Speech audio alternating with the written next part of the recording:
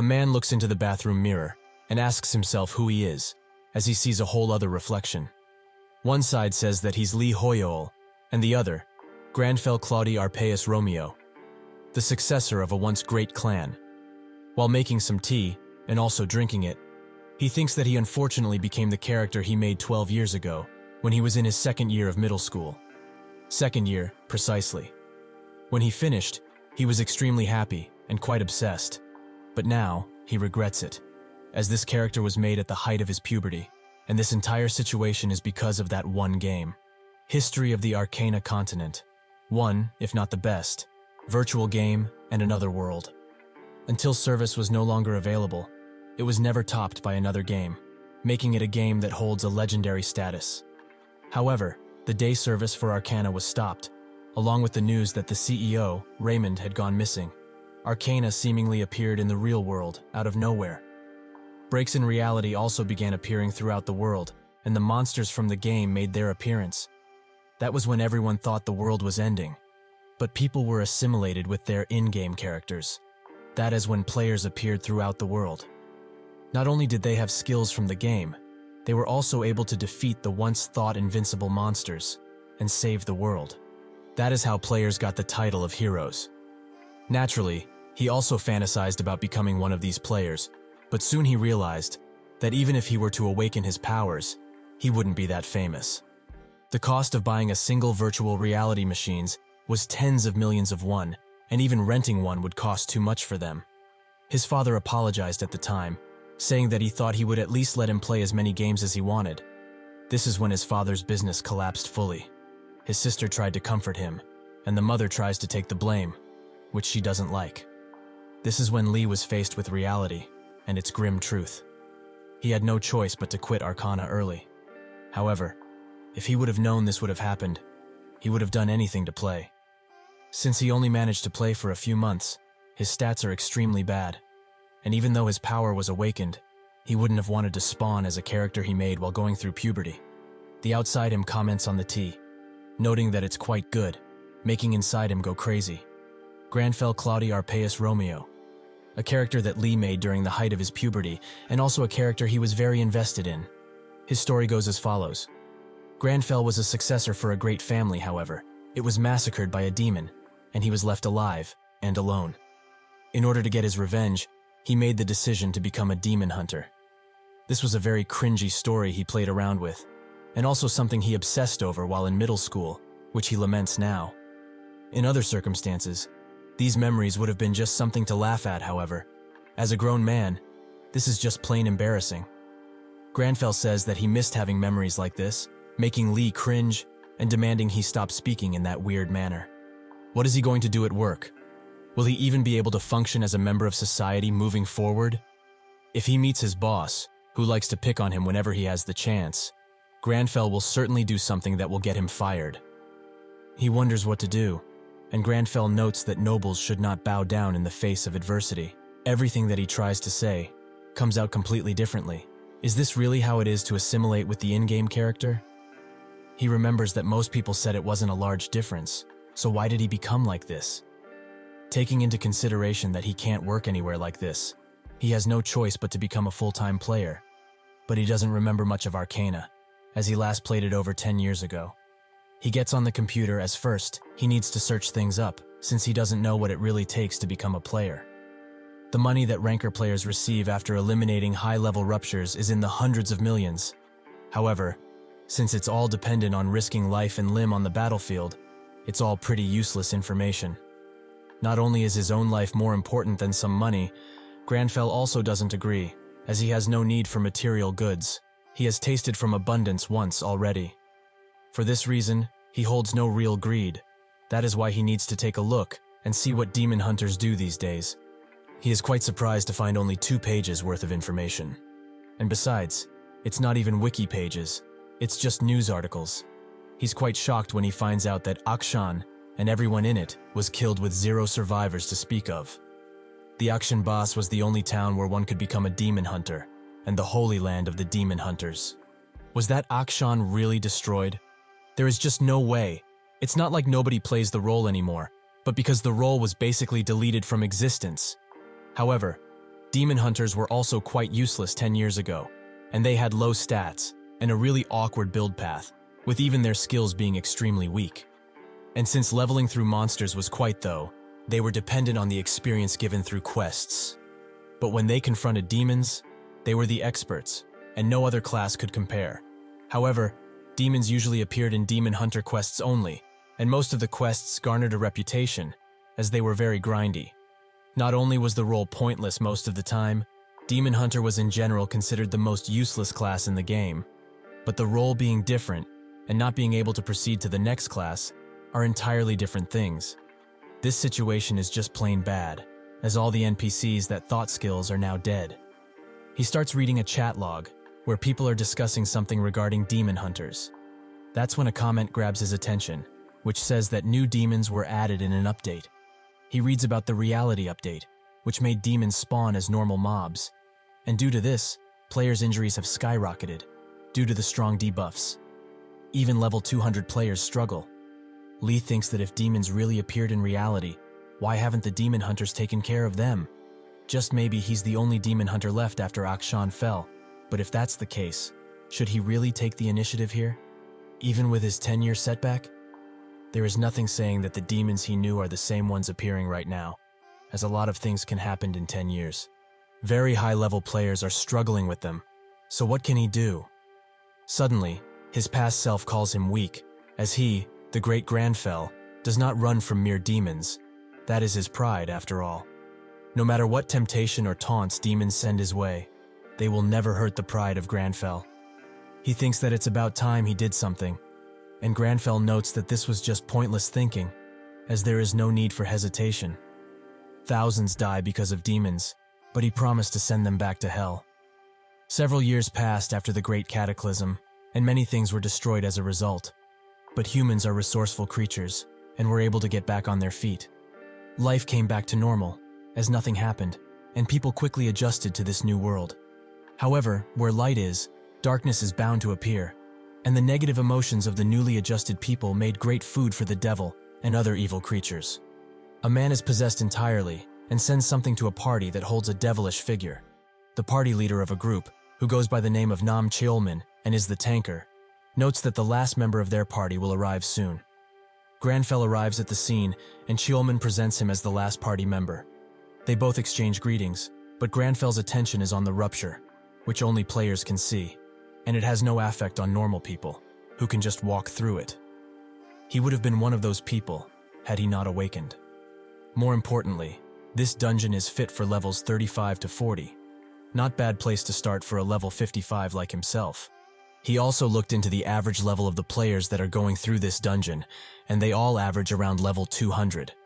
That's a level that he's not even close to at the moment, so he needs to work hard and level up fast. Thankfully, high-level players aren't the only ones who awaken, so he was able to find a party with a similar level to him. They all introduced themselves. The close-range deal tanker is named Han Seong-wook. The close-range damage dealer is named Choi Jong-hoon, and the magic damage dealer is named Seo Jong-yeon. Cheolman says that considering the progression rate, another party must have gone in, so they will do so as well. They will prepare for a bit, so they will go inside exactly 5 minutes from now. Granfell looks at the destruction progress, which stands at 19.8%. This is called the progress rate, and once it hits 100%, the rupture breaks down, and the monsters are let loose into the real world. Therefore, players are allowed to freely raid the ruptures, as only they are able to even approach this ticking time bomb, full of beasts. Lee thinks that everyone is really friendly, which he is glad for, so he should say something to the party member too. As an only son with 3 sisters, he had to watch out every day in order to survive the great sister wars that would often occur. So going with the atmosphere is a piece of cake for him. Granfell says that they need not worry, as he is here. Lee laments ever trying to speak, and the party ignores him fully. With his pride hurt, Lee just decided to not speak anymore, as he can't bear much more of this. They enter the Knoll underground storage, the food storage to be precise. Inside, it looks just like a regular station, although broken, and with blood scattered everywhere. The party arrives at the stairs, and Jong-yeon notes that she doesn't see any signs of gnolls, despite the name of this place. Cheolman says that a party definitely came through before them, but they needn't worry, as they would just take their share if they just take the right route. The party is glad to have such dependable leader, but Granfell notices that something is off. They find some gnolls, and Kjolman urges everyone to get ready for battle. However, he charges in instantly, which the others take as him simply being eager to fight. Granfell thinks that their entire combination is a pretty normal one to go with, but it's all over the place, as the tanker is aggroing the monsters instead of protecting his party. The deal tanker is doing most of the defense, and the mage is doing the most dealing. Is this really how people do it these days? Well, he can't complain, as he's pretty useless at the moment. He opens his inventory and spots that he has a few weapons, but nothing useful, so he should fight as little as humanly possible until he finds a suitable weapon. Suddenly, an arrow comes from his side, and he notices that countless gnolls are standing in the shadows, ready to pierce them with arrows. Granfell warns the party about this, and the gnolls start coming out. They desperately try to defend themselves, and Kjolman just leaves. Jong-hoon demands he come back, but in that moment of anger, he had let himself wide open for an attack, which a gnoll takes advantage of. The blade almost touches him, but an arrow kills the gnoll in one shot. That arrow was from Granfell, who notes that this beast needs training, and it doesn't really suit him, but punishment is necessary, and he must be the one to do it. Jong-hoon thanks him, although he's quite weirded out by the way he speaks. The party struggles to keep the gnolls in front, and two manage to slip out and go straight for Jong-yeon, who doesn't know what to do. Granfell urges her to calm down, as he will get rid of the ones that dare approach, so she should cast a strong spell, even if it takes a bit to cast. She says that she will, and he gets to shooting. Jong-hoon asks how much until the casting is done, as they are being overwhelmed. Eventually, she manages to fully cast it, and demands that everyone get out of the way. A myriad of fireballs come out of the spell circle, and they create a large explosion, which seems to take out all of the gnolls. Jong-yeon asks Granfell if he's okay, who notes that she should worry about her teammates. He looks at the dead gnolls, and wonders if he can get that expensive arrow back. Jong-yeon gives Songwook a healing potion, and Jong-hoon is extremely mad. He rushes up to Kjolman, and asks just what the hell he was doing. He can understand that he didn't know about the ones who hid themselves, but why did he decide to not help? He basically walked them into a death trap, so he should explain himself, right this instant. Kjolman smirks, and starts laughing uncontrollably, and very loudly. Jong-yeon says that this is not in any way funny, and if it weren't for his famous brother, he wouldn't be worth anything.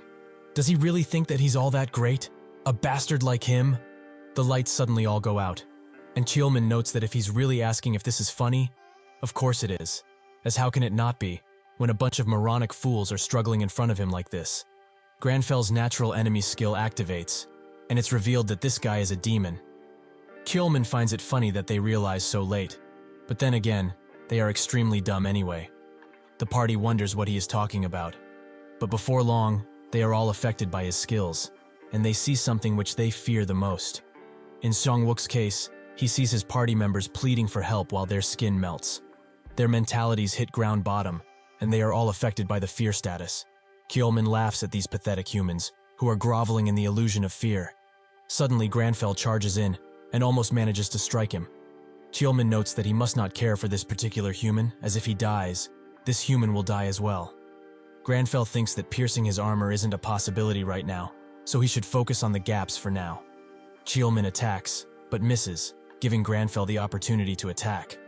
His skill Natural Enemy activates once again, as its battle power rapidly increases due to the presence of a demon. This attack also hits his armor, but now, it cracked. Kjolman charges in without a care in the world, and notes that humans are the fake creatures to exist. Earlier, he was friends with this human, but now, he wants to kill him. Granfell just slashes his face open, causing him to wail from the pain. He was slashed by a mere human? But he feels it from this distinct pain, that he was slashed with silver. Granfell demands he not talk to him, as he doesn't talk with his prey.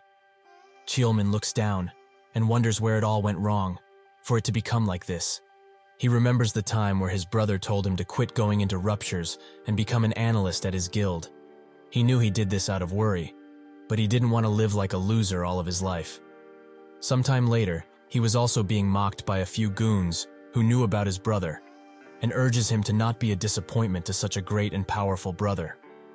All he wanted was for his brother to be proud of him. That's when the imp came and gave him a hand. All he needs to do is watch from the back lines while he works. That is how he was possessed, and he watched his party almost die because of himself and the imp who has possessed him. With his mentality so low, he couldn't hope of getting out of the imp's grasp. However, Granfell had awoken him as the imp was weakened by his constant attacks. He screams for the pain and demands he stop this, as if he continues this human will also die. Does he really not care at all? Does he want to be labeled as a murdered for the rest of his life? Granfell looks at him and notes that if this is his pride, he gets it. The real Kjolman grabs and holds his body, even if it means that he will die. Granfell uses this opportunity to cut his head clean off and notes that with this, he has received his pride. Later, Kjolman wakes up with his head still intact. He is quite confused, and everyone from the party asks if he's okay. He begins shaking as he saw himself how his body had its head cut off. Granfell notes that he already told them that they needn't worry about a thing, as he is here for them.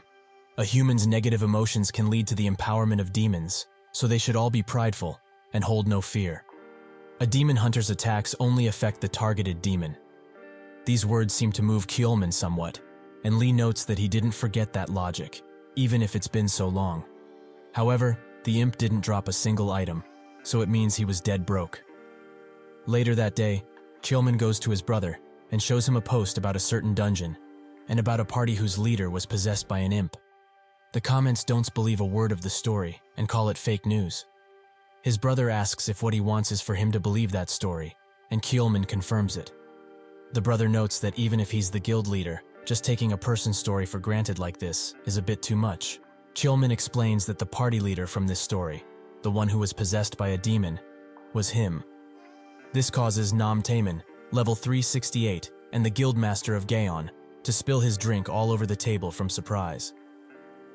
Taman is surprised that Kjolman wants to quit being a player and become Gaon's analyst, as he was against the idea sternly, so he's finding it hard to believe. Kjolman asks why he doesn't trust his own brother. Don't they share the same blood? Taman urges him to stop being so sarcastic about it, and he apologizes, noting that he was only kidding around. Taman asks if he's also not kidding about becoming an analyst, but Kjolman says no. He's very serious about that. He has realized what his weakness truly is, and what his real role should be. He's been struggling to keep up with him up until now. But now, he wants to take pride on himself and carve his own path. Taman notes that his boost in confidence has made him quite curious about what kind of person that guy is to change him so much. Other than having killed the imp through him, if the status abnormality didn't affect him in the slightest, it must mean that his mentality stat is unparalleled. He also fought with a dagger and magic, from what he said. There are thousands upon thousands of classes in Arcana, but he has never heard of a class that uses those two things. He also doesn't get why he went into that specific rupture, considering he could have done harder ruptures with those specs of his. Kjolman says that he knows how this story sounds, and that it's truly hard to believe, but he asks him to believe in him. Taman notes that he trusts him fully, since he was witness to all of this after all. Boss pattern analysis, guild management, and the scouting of new players. He got to where he is today thanks to his guidance, so of course he would trust him easily. He even brought a contract since he's older brother, and now, the most prided Gaon analyst. Kjolman becomes embarrassed from all the praise, but thanks his brother for being so kind. Taman laughs out loud and tells him to look at the contract to see if the terms are to his liking. Kjolman does so and starts sweating profusely when he finishes reading them. Back at the apartment, Lee notices that his level went up by quite a bit. He is quite happy with this, but Granfell notes that it's too little of an increase, and Lee says that gnolls don't give much XP, so killing a single imp leveled them up by a whopping 12. Granfell says that he doesn't concern himself with such trivial matters, but Lee sure does, and wonders how to spend the stat points efficiently. He also thinks that he needs to go to bed, since he feels tired. But Granfell has other plans, as he thinks this place is a mess, so he gets to cleaning. Later in the evening, Granfell is cooking, and takes his sweet time in making the perfect and healthiest dish he can. Lee is already starving, as he forgot that Granfell followed regular schedules and practiced self-restraint like this. However, he learned something quite crucial from all of this. The traits he gave Granfell are being applied to the real world. Other than the job and level, he would have just showered and instantly lied down to rest. But he's becoming much healthier because of him. But what are his talents? Of course, his talents are not similar to a single one, as he is talented in magic and can imitate most spells just by seeing them a single time. He is also very intelligent and quite fit as well. Granfell thinks that this is enough and rewards himself with some tea. However, he has to check if these traits also apply here, in the real world. Suddenly he gets a message from Cheolman, which is quite long. He ignores it for now, without reading it, as he has more important things to attend to. The first thing that he will be checking is to see if Granfell can really imitate most spells just by seeing them once. He pulls up a few videos and gets to writing. Cheolman and Taemin stare in shock at Granfell's text, a simple no. Cheolman wonders if he got an offer from another guild, and Taemin notes that can't be possible, as they offered him a house, car, all of the fees paid, and a deal with a split of 9.5. How can another guild could ever hope of surpassing that offer? Cheolman says that he can't be sure, but after the Mage Tower appeared in Seoul, foreign guilds from around the world have been setting up branch offices around here. Taemin asks who dares step foot in his own territory, and Cheolman explains that even if it's not a foreign guild that offered him something, all of the top guilds are right here in Seoul, so it might have been one of them. Taemin smashes the table and says that he can't let this go now, as no other guild can give an offer that can actually rival this one. This is a contract so special that he wouldn't dare show it to the higher-ups of Gaon. He gets up and starts dressing, noting that he can't move on from this, and asks Cheolman to know how he looks like, as he is going to bring him into their guild until some other guild nabs him from them. Cheolman thinks of how best to explain him, as he is quite the puzzling individual, and Taemin urges him to think faster, as they don't have that much time. Cheolman thinks about him, and notes that he looks exactly like a fantasy novel's aristocrat. A very fancy one at that. Granfell writes down all of the magical techniques he had seen on the phone, and Lee thinks that he can see it, the fundamentals of magic, that is. He is now certain he can use these things if he has enough mana, that is. As expected of the great Granfell now, he can forgive him for being extremely cringy, as he is the best genius around. Granfell finds his reaction quite rude, and Lee thinks that now, with the stuff he knows, he can distribute his stat points efficiently. He doesn't know how Granfell's talents will go, but he is open to any and all possibilities. He puts 2 points in stamina and agility each, and 7 into mana, since it is quite low. With 1 point left, he is reminded about Granfell's sad past, wondering why he even wrote such a dark past. The last point he puts into luck, for his and Granfell's sake, who will have to work hard for them from now on. He only raised luck form 1 to 2, but that means he basically doubled his luck. Who knows, maybe tomorrow, he will find some money on the street. In the morning, he looks onto the mirror with a shocked expression, as he has found much more than money on the street. A whole class quest, the prologue of Counterattack. After Arcana basically become reality, quests became much rarer, and the reason for it was quite simple. There are not many NPCs in the real world to be able to give quests. Even a normal quest is much rarer than before. But what he got was a class quest, which seems to be a normal quest related to his Demon Hunter class. But from what he remembers, this shouldn't be no ordinary quest. He finds an article about a paladin by the name of Guyver, who had also received a class quest.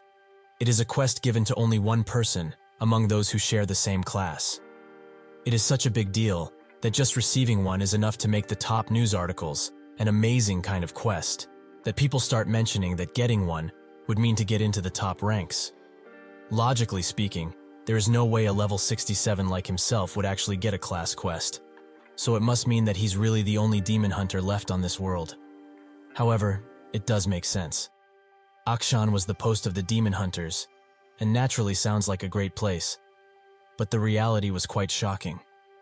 The demon hunter training instructor welcomed them warmly by making them climb a 1,000-meter cliff.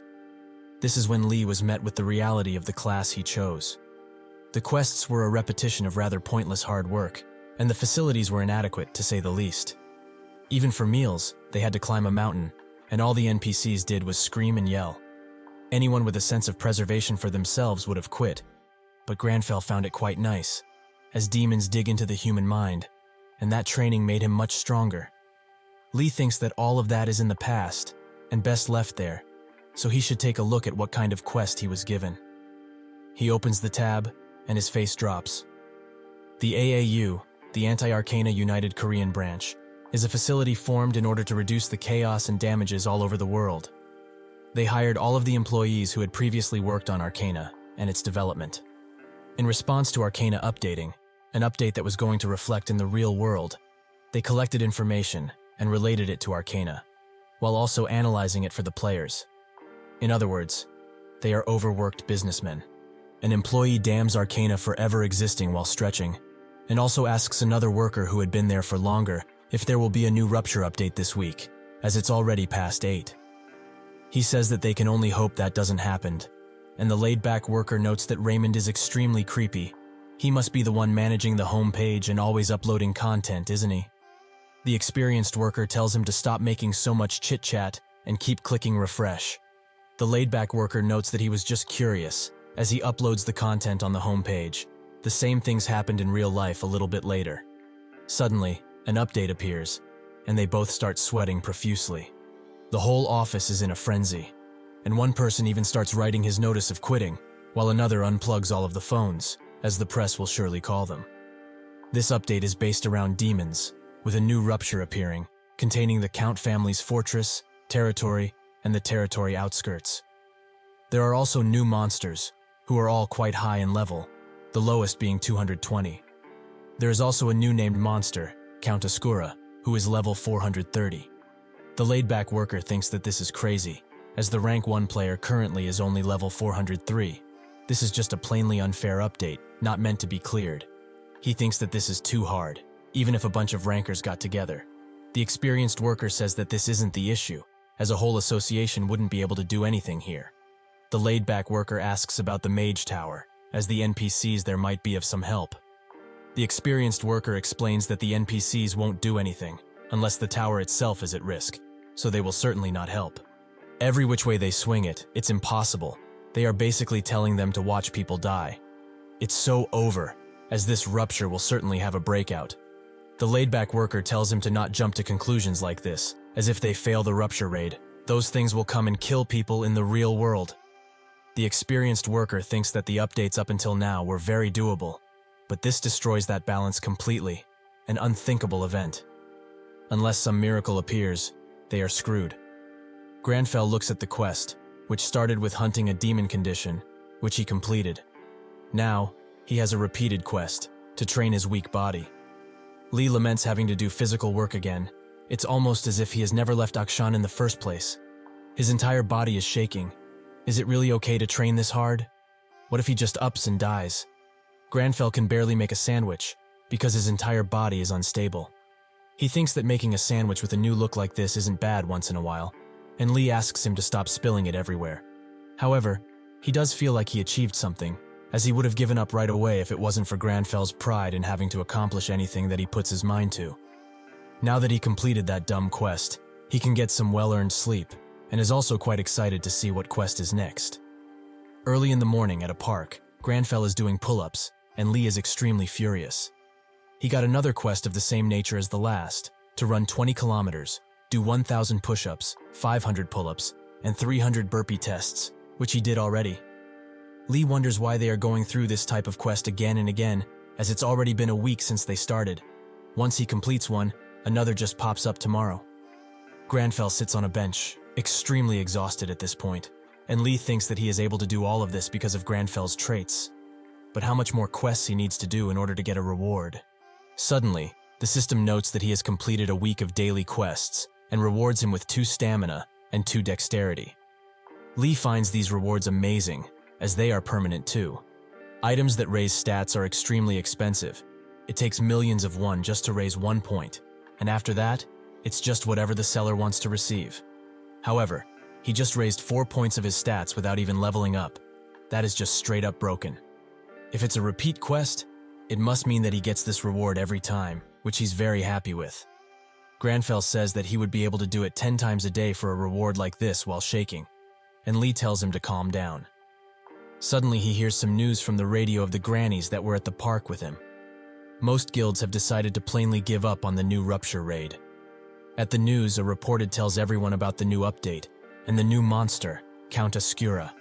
He is a half-demon, half-vampire hybrid, and his level is 430, which is the highest a monster ever was. It is also assumed that this rupture raid will be the most difficult one ever. Granfell watches all of this on his phone while brushing his teeth, and Lee wonders how anyone will be able to beat a level 430 monster. Everyone, people panic, as the boss monster seems impossible to beat, and most large guilds pulled out instantly when they heard about him. Lee watches all of this go down, and thinks that demons are what players have the most difficulty with currently, as they grow stronger the longer they battle, and players also have to deal with the abnormalities they throw at them. This is why people say that one needs to be 10 levels higher in order to defeat a demon. Therefore, Count Ascura, with his towering level, will have no opponents. If it weren't for this new class quest, that is. Lee damns Akshan and everything that it stands for, as the only vampire alive right now is Ascura, so it's basically telling him to fight it. He is scared, but that's a given, as he's supposed to defeat an impossible enemy. But these are only Lee's emotions, as his heartbeat is actually calmer than ever. This body is not his anymore. So how does Granfell feel about all of this? Of course he is ready, as these inferior species are threatening to interfere with his time, so he will punish them for this heavy sin they carry. Lee expected this, that this crazy bastard would want to kill them. Lee gathers information about the rupture, which seems to be in Russia, so his first destination needs to be the Mage's Tower, as there is a portal in there, which lets users teleport anywhere instantly. This is one of the main reasons why many large guilds all over the world have a branch in Korea. He smirks at his phone, and thinks that it's best he takes a taxi rather than the train, as he will have to change trains too much. Granfell says that he had to get going, as time is of the essence in this situation. Lee demands he not leave like that, and he stops, noting that he forgot something. Lee is relieved, but his relief is shattered into bits, as Granfell grabs a few packs of instant tea, as he can't miss out on tea time, the most important time of the day. News outlets all gather around the Mage Tower, and get ready to interview the Gaon Guild, who are planned to arrive shortly. A newbie reporter notes that there are lots and lots of reporters, and asks one of the camera crewmen if Gaon is really going to come. He says that it's likely, as the new rupture is in Russia, and the Mage Tower is close to them. Suddenly, the Gaon Guild arrives, with Taemin in the front. The crewman rushes in, and so do other reporters with countless questions about how they are going to raid the rupture, and if they are planning to share information with other guilds. The newbie reported rushes in, and asks Taemin how he's going to fight Count Ascura. Kjolman notes that they would like to take interviews later, but Taemin laughs, and notes that it's quite a shame, but they have no method of actually killing Count Ascura. They never really considered that kind of thing when entering ruptures anyways, and they chose to go earlier than other guilds to beat their competitors, naturally. They will also not be sharing any information, as even if they demand it, under the guise of world peace or some nonsense like that, they won't give it to them. If they really strived for world peace, shouldn't they challenge the ruptures themselves, instead of sitting back like cowards? The newbie reporter doesn't know what to really say about all of this, but suddenly, the Shining Guild arrives, with their leader Lox, who is level 399, in the front, and grabs everyone's attention. Their butler notes that they will have to go on foot because of the crowd, and one of the members thinks that Gaon's guild words were quite harsh. Lox notes that he's just anxious, as all the large guild are coming to Korea because of the Mage Tower, and their position is getting lower and lower. He's most likely betting everything on this expedition. Kjolman sees that he's concerned, and notes that there is no need to be anxious, as they will take things slowly. That is the best way to do things. Taemin asks if he tried to contact Lee again, but Kjolman notes that he didn't have time, as the update had taken place, which made them quite busy. Taemin says that if he's as strong as anticipated, maybe he will try to raid the rupture. Perhaps they will see him in the Mage Tower. While in a bus, Granfell watches another video about magic, and thinks that this marks the 100th video he watched regarding magic, so he understands fully now. There are 3 levels to magic activation: inspecting the mana, interfering it, and finally manifesting it. He uses a fire skill in the bus, and the driver tells him to not use skills in here, as it is quite dangerous. Lee urges Granfell to apologize, who does so quite pompously. He thinks that he just learned a skill from watching a video, so it's going to be quite helpful, as he didn't have many to begin with. He opens the skill tab, but the skill he just used isn't there. Is this perhaps a bug of sorts? Eventually, he arrives at the Mage Tower, which looks completely different from the outside. He approaches the portal and suddenly feels something vague, almost as if he could also manifest this type of teleportation magic. It might actually be easier to understand than the ignition magic earlier. A man carrying something suddenly bumps into him and sends him straight into the portal. Taemin demands he watch where he is going from now on, as they are making them look bad. Chilman thinks that the man who was pushed into the portal looked like Granfell, but his thought had interrupted by Taemin, who asks him for the briefing. Chilman starts explaining that the new rupture is in Russia, and it looks like this. The outer circle is the territory's outskirts, and there are countless entrances. The inner circle is the Count family's territory, and there are about 30 entrances. The last is the innermost circle, the fortress rupture, where the boss monster Count Ascura resides.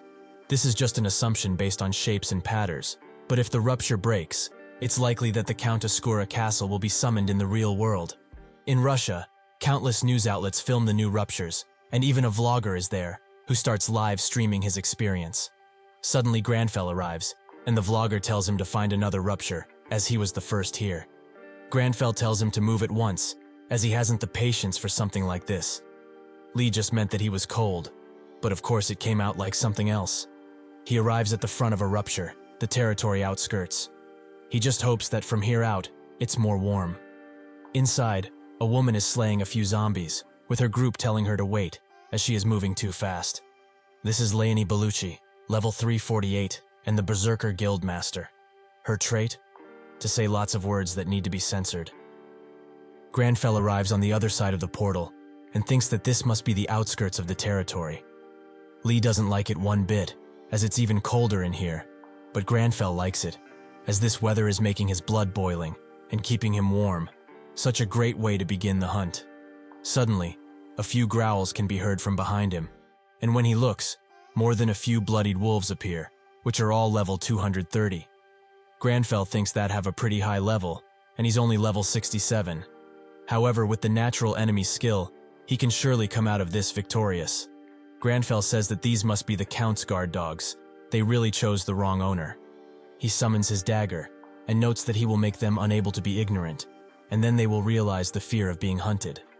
In a different part of the outskirts, Leonie's group assesses the dead wolves, while she starts kicking one who is already dead, and saying some things that YouTube certainly wouldn't like.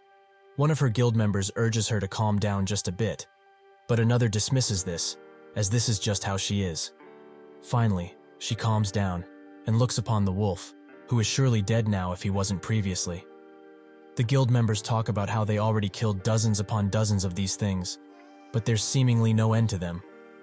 That's when Leonie noticed that something is very strange with them. These wolves hold no fear. It's as if they don't even know what that is in the first place. The guild member asks what she's talking about, and another urges her to not try and seem sharp, as it's clearly not working. She says that isn't why she's saying this. It's that it feels really ominous, and for no reason. For example, have they ever seen even one whimper or look in pain while they killed them? The party can't say that they have, and this leaves them quite puzzled also. Suddenly, a desperate howl can be heard from a distance, and they notice that it's clearly not a normal howl. It's a cry for help, rather. They didn't sound like that when they were killing them, so what could make them do that? Leonie notes that if they won't look, they won't know, so they should follow. The party urges her to wait, and one of the members signals the others to rush, as their guild leader is on another crazed sprint. Granfell uses the bow, and thinks that he can feel the mana that is gathered at the arrowhead. It's not a good arrow, as its craftsmanship is quite poor, but he can inspect the mana on the arrowhead and interfere with it. And if he does that, he can manifest whatever he wants to. He covers the arrow in flames and shoots a wolf, instantly killing it. The others are now hesitant to even attack at this point, but they also can't run away, as they can't escape Granfell's agility. Later, Leonie arrives and is awestruck at what she is seeing. A lone man, among countless wolves' bodies, enjoying some tea, as it's most likely tea time. One of the guild members wonders if he has a fire arrow magic skill, and Leonie wonders who this bastard is. Who in their right mind dresses up in a suit for a rupture raid, and why is he even drinking tea in the midst of all the flames? A guild member suggests that he's most likely a streamer, and he probably started following a guild, but couldn't catch up, so he decided to rest here. Leonie thinks that is pretty stupid, and talks with him, noting that it's very dangerous around this area, so a civilian shouldn't be inside. He must get out, now. Granfell just side-eyes her and continues drinking his herbal tea. Leonie is extremely mad that he ignored her, while her guild members try very hard to contain their laughs. She tries to scold him for ignoring her so rudely, but that's when the guild members demand she watch out, as new enemies have arrived and are surrounding them quickly. The party gets ready to defend themselves, but are very scared at the sheer number of them, and wonder where they came from in the first place. These are bloodied bandits, and seem to be at the same level as the wolves, 230. Leonie demands everyone get into position, and they begin attacking the bandits. A guild member urges everyone to be cautious, as most of them are brandishing weapons. Leonie gets into a position to activate her skills, and slashes countless bandits in only a second. She tells her party that they have nothing to worry about, but she gets proven otherwise, as on a nearby hill, countless archers are ready to unleash a flurry of arrows on them, and their deadly red eyes glisten even through the darkness. A member notes that they are basically surrounded. So what do they do now? That's when Granfell finishes his tea, and Leonie is extremely surprised that he didn't leave. Is he actually insane? This is not the time for tea at all, so he should run already. Granfell looks at the thermos and notes that now, it's pretty doable. The bandits unleash their flurry of arrows, and Leonie can only look up, as there is basically nowhere to run to. Granfell starts inspecting the mana that is inside of the thermos bottle, and interferes with it. What is left to do is manifest, as in order to get the skill he wants, in the scale he wants, he needs tons of mana that he cannot really handle at this level. If his assumption about this is wrong, he will pass out instantly, by trying to manifest this skill. However, what if these magic spells that he's always using are not skills? A surge of mana rushes within him, as he has gained new meaning of mana and its uses. A large beam of blue mana comes from the ground, and Leonie prepares for the worst, but the worst doesn't happen, as giant wall of rocks have saved them from the countless arrows. She thinks that it must be alchemy, as she has never seen anything like this ever. To have a skill that can make great walls such as this one means that the person must be quite powerful. Granfell explains that it's not a skill, and what he is using is magic. Pure magic without restraints. The other party members are just as surprised, but still glad, that they were rescued. Still, they wonder if he is an alchemist. And what is he doing here, if he really is one, as alchemists are usually production workers? Leonie also wonders what he means by magic, and Granfell thinks that it's very possible to change the form of something, if he can interfere with the mana of the object. It is closer to alchemy, rather than magic, so they aren't exactly wrong, but not right either. Suddenly the wall starts rumbling, as the bandits have broken through, and are coming from the side. Granfell finds this to be unfortunate, as he will have to push tea time back once again. The guild prepares for battle once again, and Leonie does so as well, while telling Granfell to scurry to the back for now. He has other plans, however, and summons his bow and arrow. One of the members asks for a healer, as someone has been injured gravely. But this gives a bandit the opportunity to strike from behind, leaving him no room to dodge. Suddenly, an arrow blows the bandit away instantly, and the members wonders if there was ever such an archer like this in their guild. Leonie is surprised that he is an archer, and wonders what the wall was about if that is the case. Granfell engulfs the arrow in flames, surprising Leonie even more. Is this man a mage, perhaps? But no, he has archery, alchemy, and magic. Just who can he be? Eventually, the guild takes care of the bandits, and the ones who went to scout say that there aren't any more in the surrounding area. Leonie congratulates them for doing a good job, but she is clearly frustrated about something. That something, or someone, is Granfell, as he is in such a dangerous rupture and dresses like that, which she finds utterly crazy. Plus, he also won't answer anything she questions him about properly, and also doesn't look tired at all. But he is most likely holding it in. It's quite embarrassing to even think this, but if he wasn't there to help, they all would have died. So it makes one wonder if he is a rancor, or something similar to. He is also quite handsome, but that's besides the point. She should just go and thank him for the much-needed help. However, he did ignore her previously, so saying thanks won't work. Suddenly, he looks at her while making his tea, making her face red from blushing. Leonie swiftly looks away and wonders why he's looking so intently at her, as she doesn't like him or anything. Granfell continues staring, making her head spin with ideas. Does he perhaps want to drink tea with her or something of the nature? Well, if he does share, she wouldn't refuse, probably. Suddenly, he calls her, and she asks what it is. He demands that she stop looking at him that way, as he doesn't have any tea for her. This crushes her spirit and confidence completely. Outside of the rupture, countless drones patrol the area, and a reporter from Today Arcana begins broadcasting. He says that this update brought upon lots of global attention, since it has the highest level boss they have ever seen. Another reporter asks if this rupture is named the Territory Outskirts, and he says that she is correct, as this is the first of 3 ruptures that came with this update.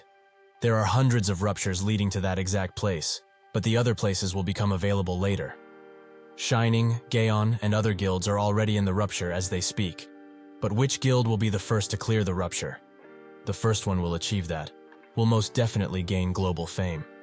A man watches all of these news from a tent, and another man comes in and notes that he must want some coffee, since he is the director and all. He urges him to get inside fast, as he's letting snow in. The assistant asks why it's so dark in here, and the director says that he simply likes it this way. He also asks about how the rupture is looking, and if any new videos came in. The man explains that everyone is around the middle of the rupture, with the Shining Guild being the fastest right now. The director notes that if this is really the case, they should get a spot near Shining, and prepare to interview them first as soon as they come out. The assistant notes that it will take a lot of time to beat it, so they should just watch the drones. Suddenly, he spots something, and bolts outside, even through the camera's way.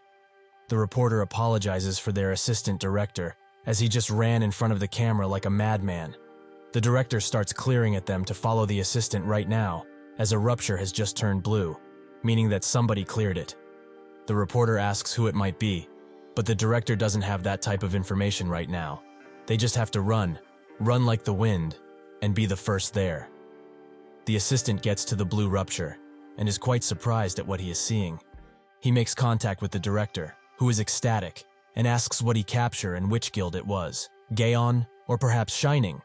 The assistant explains that it's neither, and surprisingly, it's the Berserker Guild.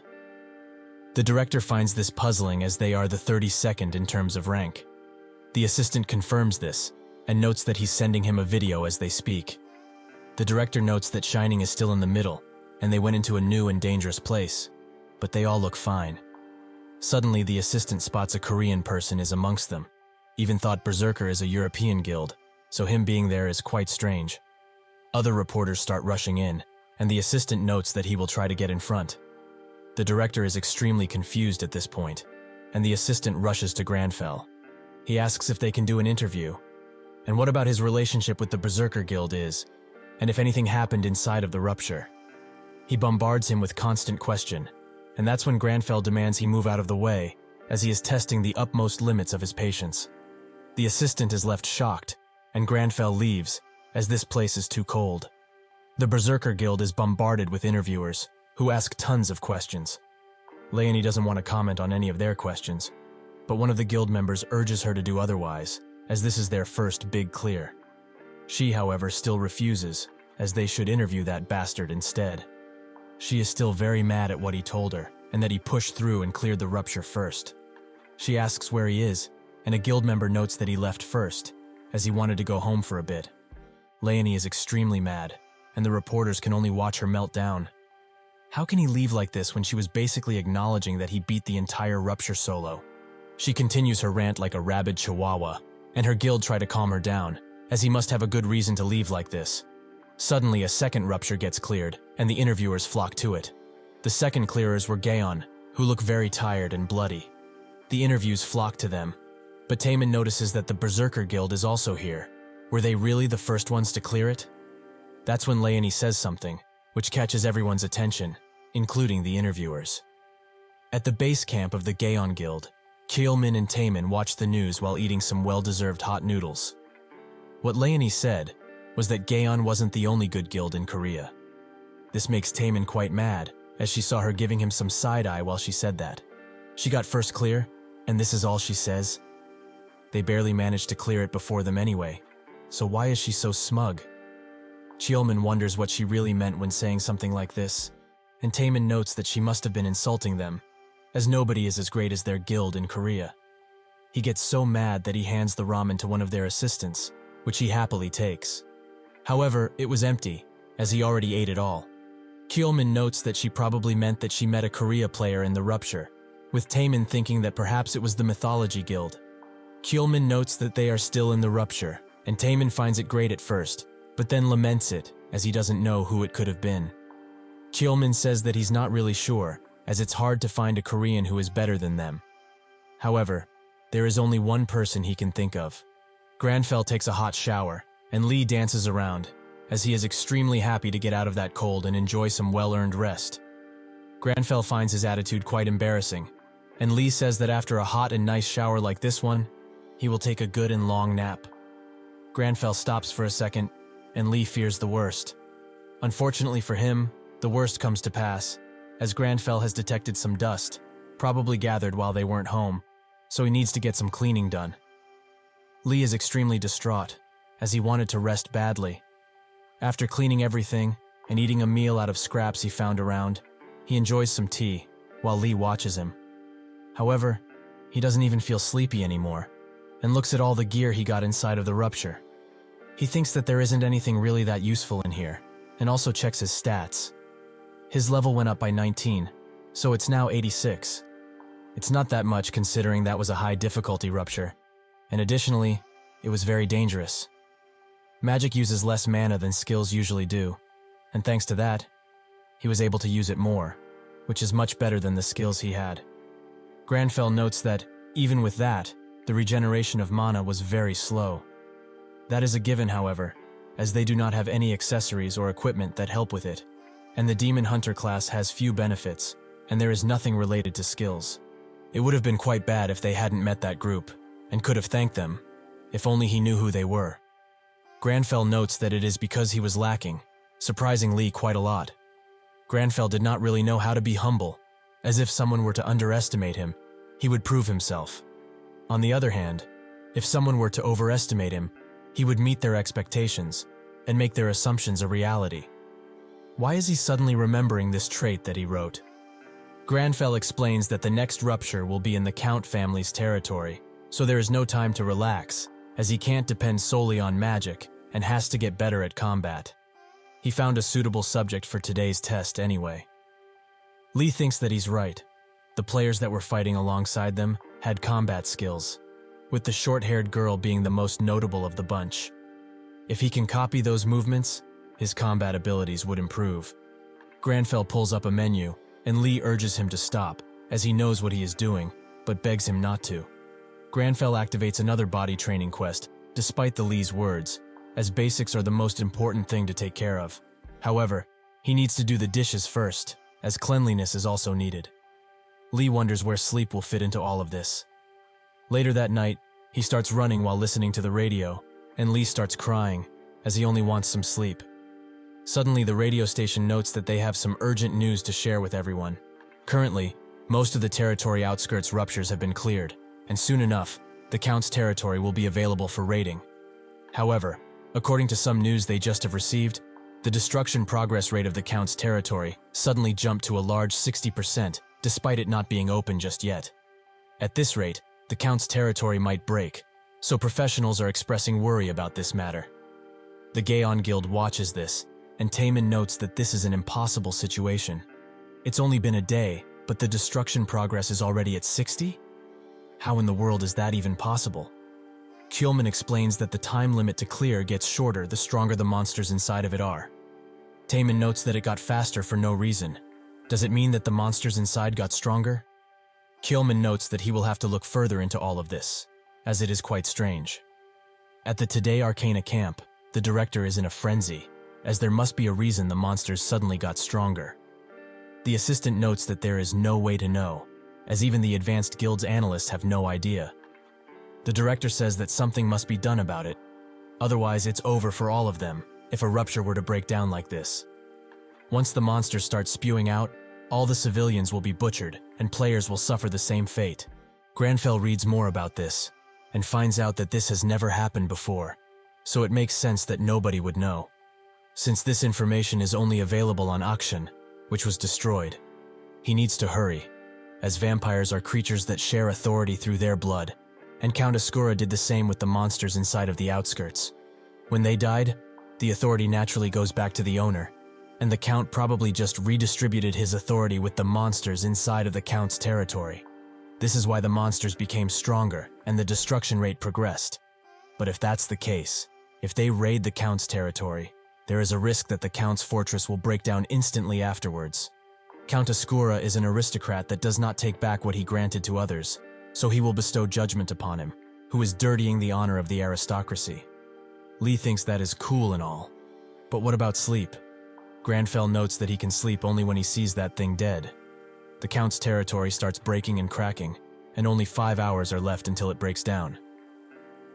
More people gather around the Count's territory rapture, and a streamer by the name of Park Huigang welcomes his viewers back to his channel, which exudes determination. He is currently in the snowy mountains of Russia, as the Count's territory has reached a huge 70% destruction progress. So, there are less than 5 hours until the rupture breaks out. The time is exactly 3:48 a.m., and there are tons of guilds here, despite how early it is. He pulls out a notebook and notes that he has some interesting points to make, but the chat is not that impressed, and they mostly diss him. The grind never stops, however, so he explains that this time, the Count's territory only has 30 entrances, way less than the previous rapture, which had 200. And since there are so few entrances, various guilds decided to go into one rupture at once. The XP and loot is distributed based on the contribution rate, however, so guilds need to balance each other in order for both to prosper. The chat continues to diss him like usual, since they probably have nothing better to do, but that's when they spot Cheolman behind him, so Huigang turns around to see him, and indeed, it is. Cheolman greets his team, and Taemin asks how the rupture entrance situation is. Cheolman explains that he looked into it thoroughly, and found out that competition is basically inevitable, since there are so little entrances.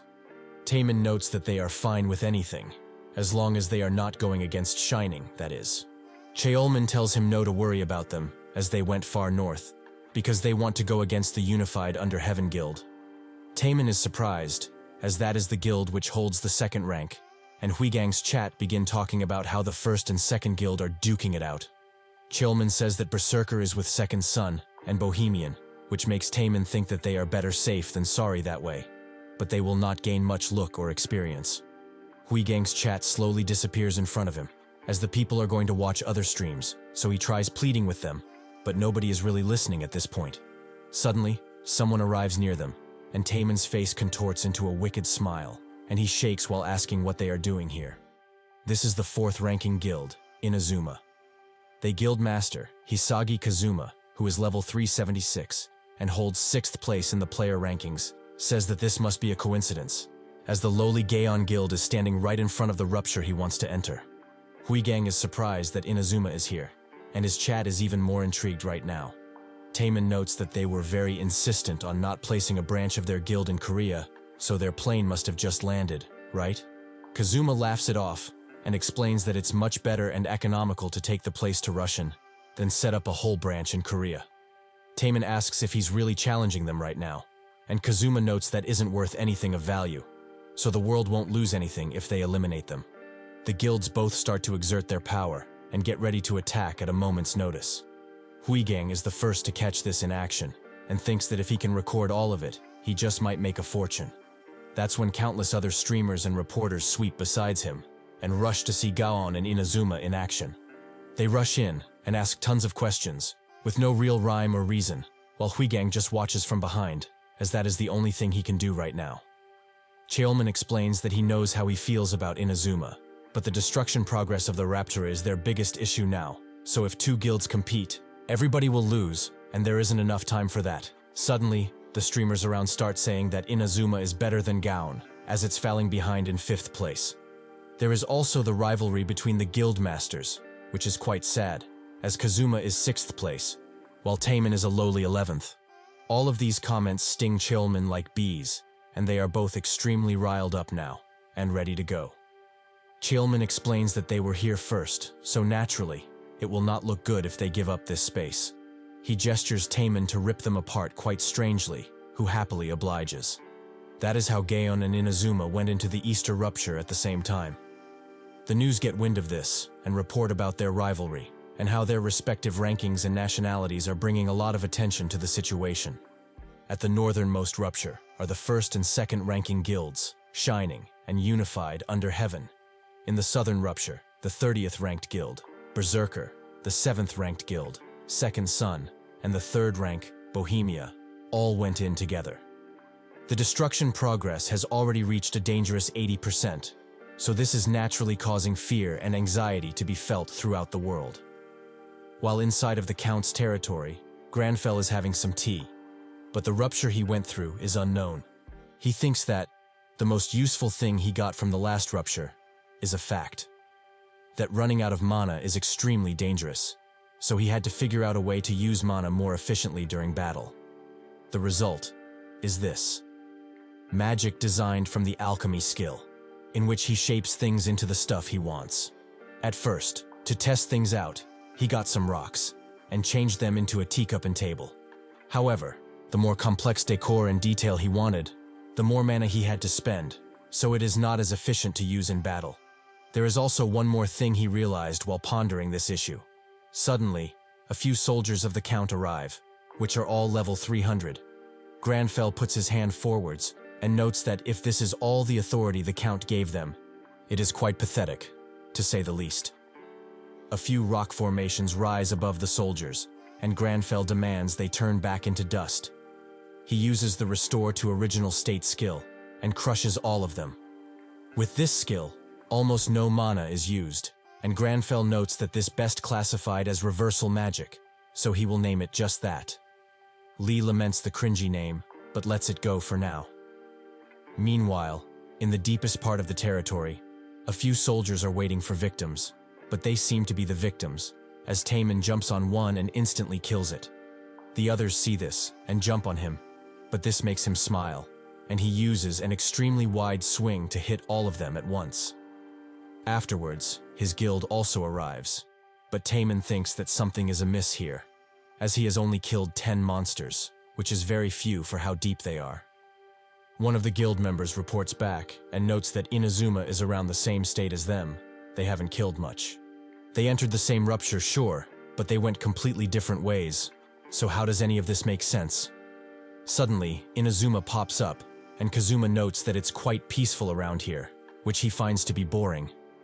Taemin asks why he thinks they are friends all of a sudden, and they get into each other's faces. Kazuma notes that he doesn't really get why he hates him so much. It makes him want to kill him. Taemin tries to say something, but Chilman contacts him over earpiece and notes that he has done the dungeon analysis and needs to get out of the square, as that place will be swarmed soon. They don't get to, however, as the earth rumbles, and Taemin's expression changes. The Count's knights arrive, which are all level 350. Taemin demands everyone get ready to fight, and Kazuma also draws his weapon, as this is not the time to bicker around like they usually do. Taemin thinks that cavalry has much more destructive power than average terrain units, so even if all of their tankers combined go in front, they would suffer mortal injuries. So what is he supposed to do in a situation like this? Kazuma says that he doesn't like this idea at all, but he asks him to take his back while focuses on the front. Slowly but surely, the enemies surround them, and there is nothing they can do. Chilman tells Taemin that this situation is too dangerous, as even the unified Under Heaven Guild suffered extreme casualties from a single cavalry ambush. They should not fight, and lure them somewhere where they can't come in all at once. Taemin thinks that he would like to retreat, but that seems impossible right now. Suddenly the earth starts cracking beneath them, and large pillars eliminate most of the cavalry and block the rest. They are all extremely surprised by this, and wonder who could have saved them in this manner. That's when Granfell shows himself, and Cheolman is extremely shocked to see him. He tells Taemin that this is the man they wanted to recruit, and who saved their lives, Granfell. Huigang is still streaming, and is on Gaon's tail inside of the rupture, despite how dangerous that is. While he tracks them down, his 12 viewers continue to diss him, with many saying that a lot of streamers are already on Gaon, so he should do something more interesting. He tells them that he will try to go after the Inazuma Guild and see what he can dig up, but that's when he hears a large explosion, and his chat was very surprised by it. Someone donates 4,001 for him to check it out, so he gets going as fast as he can. The guild masters of both guilds are extremely surprised, as there are stone pillars all over the battlefield. Kazuma looks at Granfell and wonders just what type of monster this is, for him to summon all of that without chanting a single spell. Kazuma thinks that he must have extreme amounts of mana, and also finds his attire quite weird, considering all of this place is basically a battlefield. Just who is this guy? Suddenly, one of his subordinates tells everyone that knights have started to appear between the pillars. However, Taemin sees this as an opportunity. The stone pillars are slowing down the horses significantly, so this is the perfect opportunity to strike. He explains that he will have to thank him later, as he has a few horses to butcher. He also activates his berserk skill, which increases his attack damage by a ton and dulls the damage he receives. He jumps high into the air and thinks that with these pillars advantaging him, this battle is won.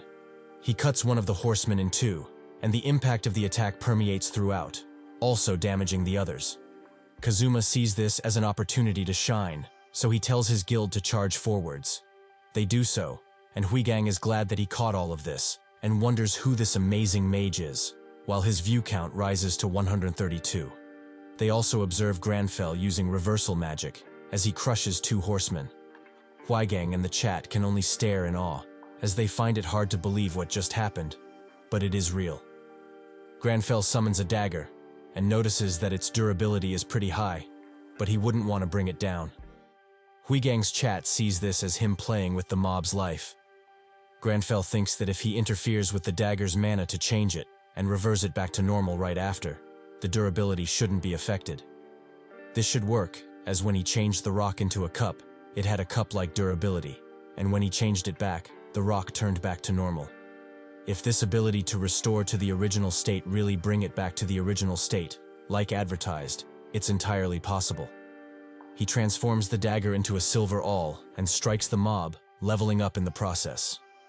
His presumptions seem to have been correct, as the dagger doesn't lose a single durability if he reverts it right after. Lee is glad about this, as now, they won't have to pay for the repair fees, so more money in their pocket. The Gaon Guild congratulates themselves for a job well done, but Taemin is stuck looking at Granfell, who is enjoying some well-deserved tea. Cholman explains that this is the person they wanted, and Taemin notes that he heard him earlier. Now that he saw him in action, he wants him even more, and doesn't want to let other guilds sink their teeth into him, especially since Inazuma also saw what he is capable of. They will offer him a 10-0 deal, while also throwing something as a bonus. After some thinking, Huigang finds the courage to come next to Granfell and asks if he is willing to do an interview. Huigang's viewership skyrocketed to 68,000, and his chat starts simping for Granfell. That's when members from the Inazuma Guild start swarming him and ask if he would like to join their guild, as he is quite the amazing individual. Taemin pushes around them and offers Granfell a handshake while introducing himself. He also texted him recently about joining their guild, so maybe he knows him already. Granfell looks him dead in the eyes and notes that there is not a single shred of formality to be found around here. So, he will not be taking any questions, as he has more important matters to attend to. The chat explodes with comments, as they find it very cool or funny. News about Granfell go across the internet, and the Shining Guild seem to be very interested in this. They leader, Lox, asks his two subordinates what they think.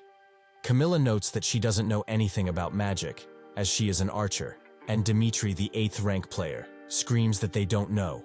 He also tells him off, as he is quite popular, so he doesn't know how desperate he is. He barely managed to get this date, but he is in this meeting with him, and missing all of the fun. For what? Just a bastard on a screen? Camilla takes a closer look at him, and notes that he does look cool, so if he is this worried about him, why don't they just scout him? Dimitri notes that it's obvious why, because this bastard of a leader is jealous. Because even though they cleared the Count's family territory first, everyone is talking about that man instead of him. Camilla notes that they are probably just hyping him up like they usually do, and Dimitri agrees, while noting that he can't be this late to a date, so he needs to go already. With that, both him and Camilla leave, letting Lox look at the screen in peace.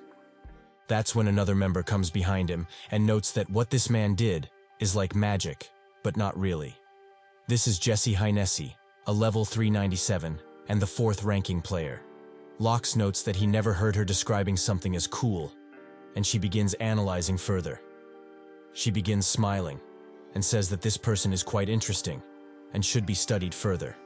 At the Berserker Guild camp, Leonie is extremely angry that they missed recruiting Grandfell, as the others didn't let her, so now she is taking her anger out on them. At the Inazuma Guild camp, Kazuma gets a call from someone, who notes that they must bring that silver-haired man to their side, no matter what it takes. In the latest news, the reporter explains that the Count family territory has been cleared successfully. Shining and Unified Under Heaven both fought valiantly for the first place, but eventually, Shining was the victor and took the first place. The only ruptures left now will be the Count's family fortress, with its destruction rate being at 72% currently. Because of this high risk of a rupture happening, there is a lot of tension within the different base camps. If the fortress rupture really were to fall, they can basically wipe Russia off the map, so the only thing they can do is at least wish them luck and pray for them. Grandfell, after taking a shower, watches the news about him, which describe him as a mysterious player. Many news outlets discuss in length about him, and reaction channels start blowing things out of proportion, like usual. One of the news outlets notes that building so many pillars from just a flick seems impossible to do with current abilities, so they will ask their rupture specialist.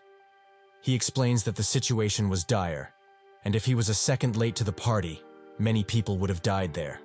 The player who did all of this knew that the knights were betting on their mobility, so he changed the terrain, and that, combined with his quick thinking, is what saved Gaon and Inazuma.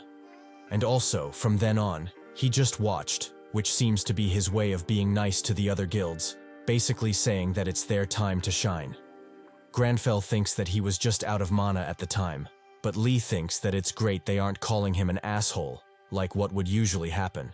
He also checks the loot they got, as among it is a rare item, the first one he got. This is the necklace imbued with the blood curse, which must be purified in order to bring out its real effect. These items are called devil items, as once the curse is broken, a random effect is unsealed, so basically a gacha item. Most players would throw this away because of the effort they need to put into breaking the curse.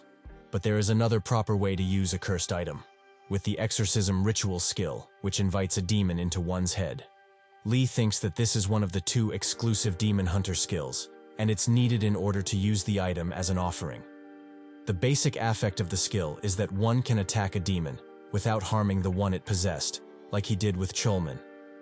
But things change when there is an offering into play, as he can invite a demon into his very consciousness. It's similar to the status abnormality given to humans by demons, although there is the possibility that one can be possessed by the demon if they have a low mental stat. However, if he can fight the demon inside of his head, where it's more advantageous for him, things will be easier. Suddenly he gets a call from Cholman, and Lee thinks that it might be because of how Grandfell basically embarrassed their guildmaster on live television. They don't accept the call, and instead write a message, to maybe clear things out. Grandfell, however, didn't get the memo, so he writes a single word: troublesome. He left out that he doesn't want to be sued, making Cholman and Taemin think that he is ignoring them again. Taemin sighs, as he only wanted to apologize for being informal and offer him a deal.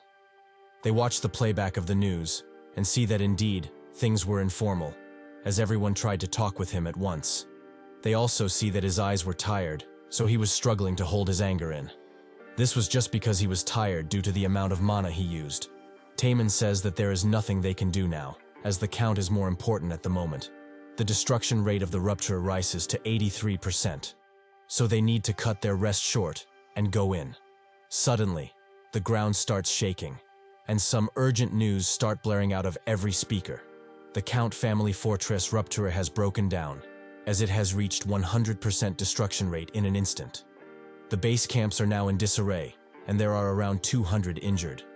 The United Nations and US are advising Russia to close their borders now, so the players need to evacuate as fast as possible. The Count's fortress pops up into the real world, and Grandfell also arrives, not being that surprised that it collapsed. The others watch him as he goes in alone, and he stops at a statue. He notes that it is quite distasteful, and with that, he is the first man to officially enter the fortress.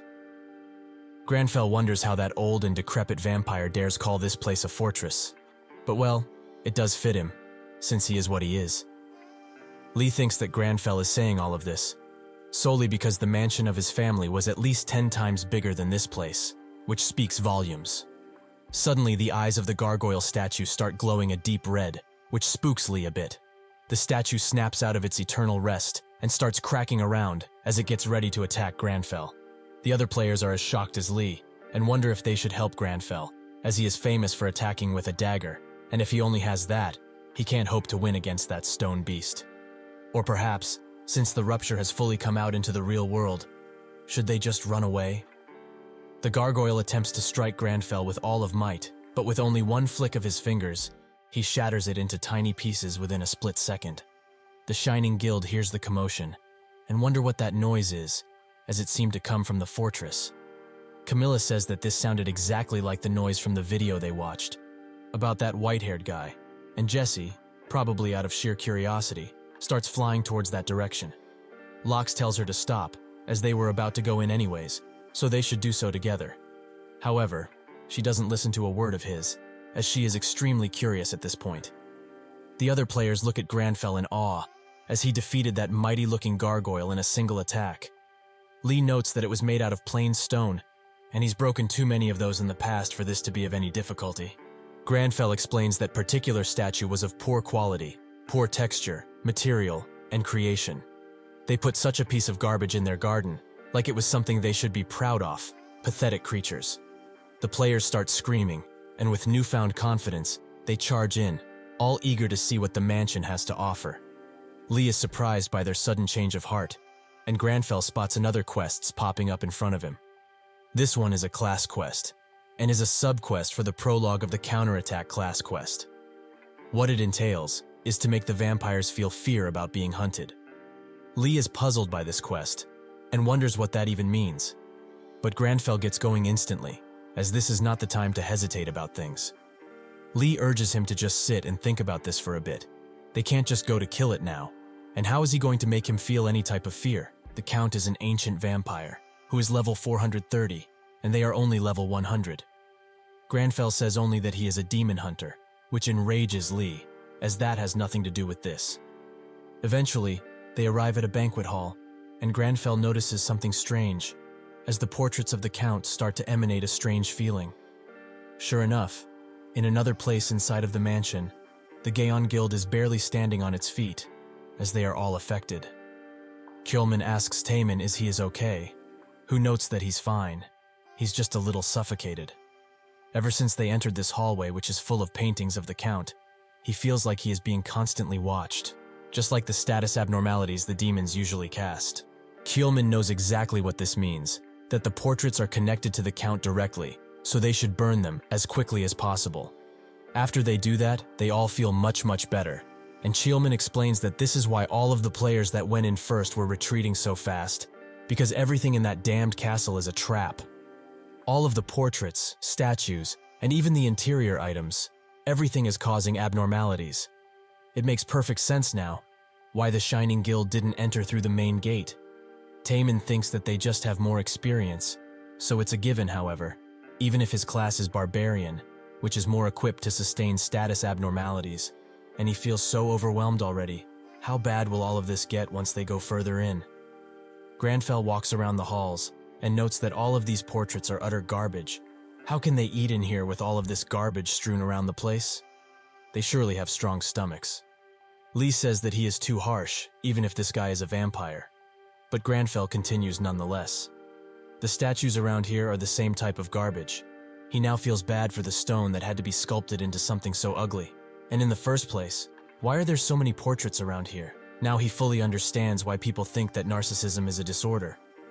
The whole layout of the castle is also to be laughed at, as there are a bunch of unnecessary forks in the hallways, and also hallways that lead to empty walls. If they really thought themselves of this layout before building the fortress, they must not have a single brain cell in that empty head of theirs. That's when he notices that, throughout his ridicule of this place, he arrived at a stairway, which leads to a pretty large door. This makes Granfell smile, as judging from the placing and the stench that comes from behind that door, this must be the main area where the Count is situated. Lee is a bit hesitant to charge in, as that place just seems off in every way. But before they can fully go up the stairway, Jessie pops up in front of Granfell, happy that she finally found him. She explains that she saw his really cool and unique magic. Granfell just looks at her, and she starts yapping about how curious she was about him and the skills she uses, while Lee thinks that if she's floating like this without a care in the world, she must have endless amounts of mana. She asks if they can talk about his magic, as she is very curious, but Granfell explains that she should watch her manners.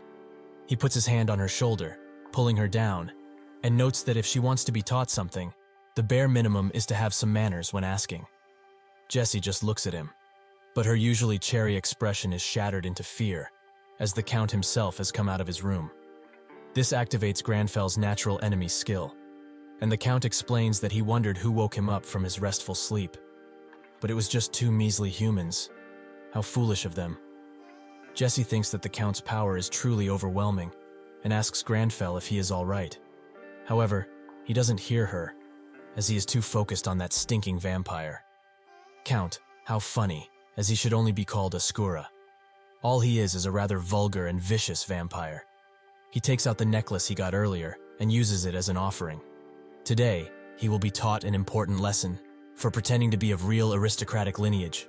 He activates the skill exorcism ritual, and Lee now gets it. If they do manage to activate the ritual, they could bring Ascura into his consciousness and fight there.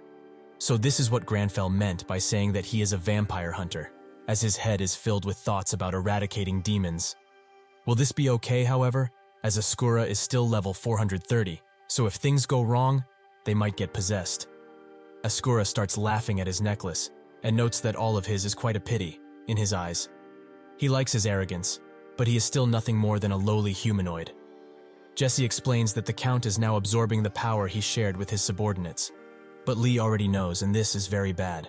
He is already 300 levels above them, but if he were to absorb all of the power he shared with his subordinates, that level gap will become much larger. That's when the necklace breaks, and they are both transported in another place, Granfell's mind.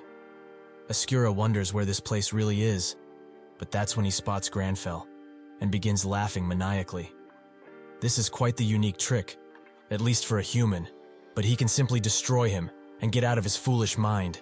He tries to hit Granfell with a few flaming attacks, and after the smoke clears, he is nowhere to be seen, making Ascura think that he completely annihilated him. Granfell speaks from another side, and asks if that is really what he thinks of him. Ascura is a bit annoyed that this guy is still alive, and asks how he managed that. Granfell urges him to watch closely, as the one who died will be presented to him shortly. Ascura watches him with worry in his eyes, but that worry turns into shock, as Granfell is now standing on a dead version of him. Ascura cannot believe what he is seeing, and in the real world, he starts slashing around with his power. There is no way he died. This is all a mental trick, a measly ruse, trying to make him think of the worst. Jessie wonders what is happening, as that white-haired mage is still, but the Count is going on a rampage. Granfell mocks him, noting that he seems quite afraid, which makes Ascura scream at him to shut up, while blowing the ceiling up completely. Lee just looks at the night sky as they almost died. Jessie thinks that he predicted the attack was going to miss. That is why he is so relaxed, right? Truly, an amazing individual. Lee thinks that they didn't move because there was literally no time to react, and Granfell uses the skill exorcism ritual once again. This skill allows the user to attack only the demon, should that particular demon be in possession of a human. However, there is an entirely different effect should the user use an offering. That effect is to forcibly invite the demon into the consciousness of the demon hunter. Whoever wins in this situation depends solely on one's mental fortitude. Ascura tries to attack him with some bats, as he is extremely scared. But this is only natural, as there is no way Granfell would be affected by something like a lowly demon. Jessie just watches in awe, as this is truly an unbelievable sight. Just what did he do to the Count? He is screaming like a maniac, and trying to attack in completely random places, while running away in utter fear. Ascura tries to deny all of these visions, but eventually, he is afflicted with fear, and Jessie finds that what he is going through right now resembles what demons afflict humans with. With this, Granfell completes the quest to scare him to death, so all that is left is to take care of him. Jesse starts to ask countless questions, like how he did it, and what magic type it is. But he ignores her and strikes Ascura as to end him once and for all. But he stops, as that attack basically did no damage. He tells Jesse to kill him, making her ask why, as he was the one who did everything, so why should she be the one to do it? He can certainly do it on his own, so why? Granfell looks in the other direction from the shame, and Lee starts cringing hard, pleading with Jesse to catch on already, as this is too much for his poor heart. She seems to have gotten something, noting that she was the one who asked for his teachings. So now, he is basically trying to tell her that if she becomes stronger, she can learn that new magic on her own, isn't that right?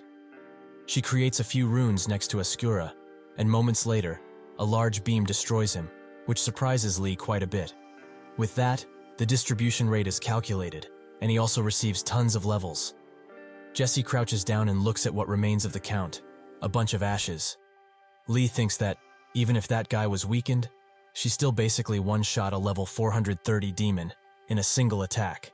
Is this really the power of a high-ranking player? Jesse, out of simple curiosity, starts picking up some of the ash and eating it, which shocks Lee, but not Granfell, who is looking at something else. The system congratulates him on completing the quest and gives him another class quest. This class quest is called Brewing, and tells him that with the prologue out of the way, now he is the only beacon of light in this world, full of demons and evil. The Shining Guild arrives at the scene and asks what she did. Did she defeat the Count, as all of their status abnormalities have seemingly disappeared? She tries to say something, but they also spot Granfell, and she starts looking at him. She explains that she is not very familiar with manners, but she will try her utmost to hold them. She introduces herself to Granfell as Jesse Hynesi, and also asks Granfell for his name, if it's not too rude to ask. The guild watches, and waits eagerly for a response. In a show of complete symbiosis, Granfell and Lee have the same thoughts. This girl does have bad manners, but she is willing to change and learn, which can't be said for a lot of people. So, she will reward her with his name, their name. He is Lee Hoyol. In an apartment complex, a woman is preparing some food while her daughter watches the news, which still talks about Lee and his exploits. The daughter recognizes him and pulls on her mother's skirt as her Uncle Lee is on TV. She wonders what she is talking about, but when she looks at the TV, she sees when Lee introduced himself to the whole world, albeit reluctantly. This woman is one of his sisters. Later, while cleaning, she gets a call from her and thinks that it was about time one of them called him. Even since the defeat of Ascura, all that appeared on any type of media was his face, so it was only a matter of time before his family found out about this. He gets a few calls from two sisters, and the third one starts calling him also. All of these three sisters are older than him, and they have been close ever since they were young. Well, except him, who was the only boy, and constantly bullied. He doesn't really want to pick up the phone, as they will surely start screaming at him like they usually did. That's when 3 bangs can be heard from the door, and the sisters demand he open it, as they know he is in there. Lee is extremely scared, and the sisters wait eagerly. The one on the left is the first sister, named Yuni. The second one is named Jiun, and the third one is Yerim. Granfell opens the door, and notes that they are being too loud, and the neighbors will consider them nuisances. So first they should calm down, and come inside. They are all surprised by his change, but Yerim is shocked. At another news outlet, Lee is the talk of the town, as he seemingly appeared out of nowhere, and is the one who defeated Ascura accompanied by Jesse Hynesi, someone from the Shining Guild.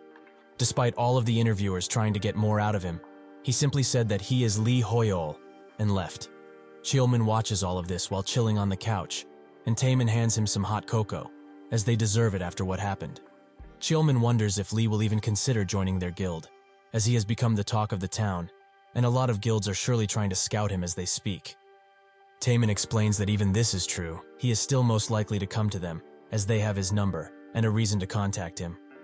The loot they got from the fight with the horsemen in the square was all thanks to him, so it would be quite impolite to not share some with him. Cheolman asks how much he is planning on giving him, but Taemin tells him that is not important. What is that even if they somehow lose him and another guild gets to him first, they need to make sure they leave an everlasting impression. In order to do that, they will give him everything, if they have to. So they should call him, right now. They do just that, but but he is busy, as his niece is doing his hair, while his sisters chat. Yoonhee is the third in the family ranking, and tells him that his new hair color is pretty cool. Ji-yoon, who is ranked fourth in the family ranking, starts laughing at him for that, as he looks like one of those K-pop stars, while Yerim, who is fifth in the family ranking, just looks at him, as she finds his tone extremely strange. The niece is ranked sixth, while Lee, who asks them what type of tea they want, is ranked last, seventh. Ji-yoon is laughing until tears come out of her eyes, while Yoonhee notes that he has become much gentler in nature. Yerim says that if he became a player, it means that he was synchronized with his character, right? Lee confirms it, but gets interrupted by his niece, who wants something from him. The sisters look at this sight and thinks of the old days, specifically 10 years ago. Lee knows what's coming, and sure enough, the sisters begin talking about the era when he thought himself as Granfell, and also dyed his hair white. Lee starts cringing extremely hard and wants them to stop, but they still talk about how he greeted their parents like an aristocrat, which was extremely funny. Yerim looks at him and asks if he is in any type of danger. They were all very surprised when they heard about him, as players get injured all of the time, and he also doesn't pick up his phone at all, so they were extremely worried about him. This makes Lee smile, as even with their constant mocking, in their heart of hearts, they still love him. They also say that he can quit whenever he wants, as they are on his side, always. Lee tries to apologize for worrying them like this, and tell them that he is actually fine, but Granfell tells them that he, the demon hunter Granfell Claudi Arpaeus Romeo, is plenty suited for the job, so they needn't worry. Lee wonders if he should just end it all, as that was so cringe, he doesn't even know what to say. Later, having finished their tea, they get ready to leave, and Granfell wishes them farewell, and is looking forward to meeting them again. Yerim remembers that she had to tell him something before leaving, that is to save some money. Lee wonders what saving she is talking about, as he doesn't have any money. But that's when he remembers that he must get the Rupture Clear reward. This is the player's main source of funding, directly from the developers of Arcana. The amount differs a lot, depending on the contribution and difficulty of the rupture. He eagerly checks his account, but blocks the last number with his fingers, and wonders how much it's going to be. 10 or perhaps 20 million won. At the Shining Guild, Camilla bothers Jesse constantly, wanting to know more about Lee, as he seems interesting. Jesse tells her every time that she doesn't know much about him, but Camilla doesn't give up. This makes Jesse emanate a dangerous aura, and tell her that she is focusing on something right now. So, can she be left alone? Camilla gives up, and wonders why she is watching videos on Korea etiquette of all things.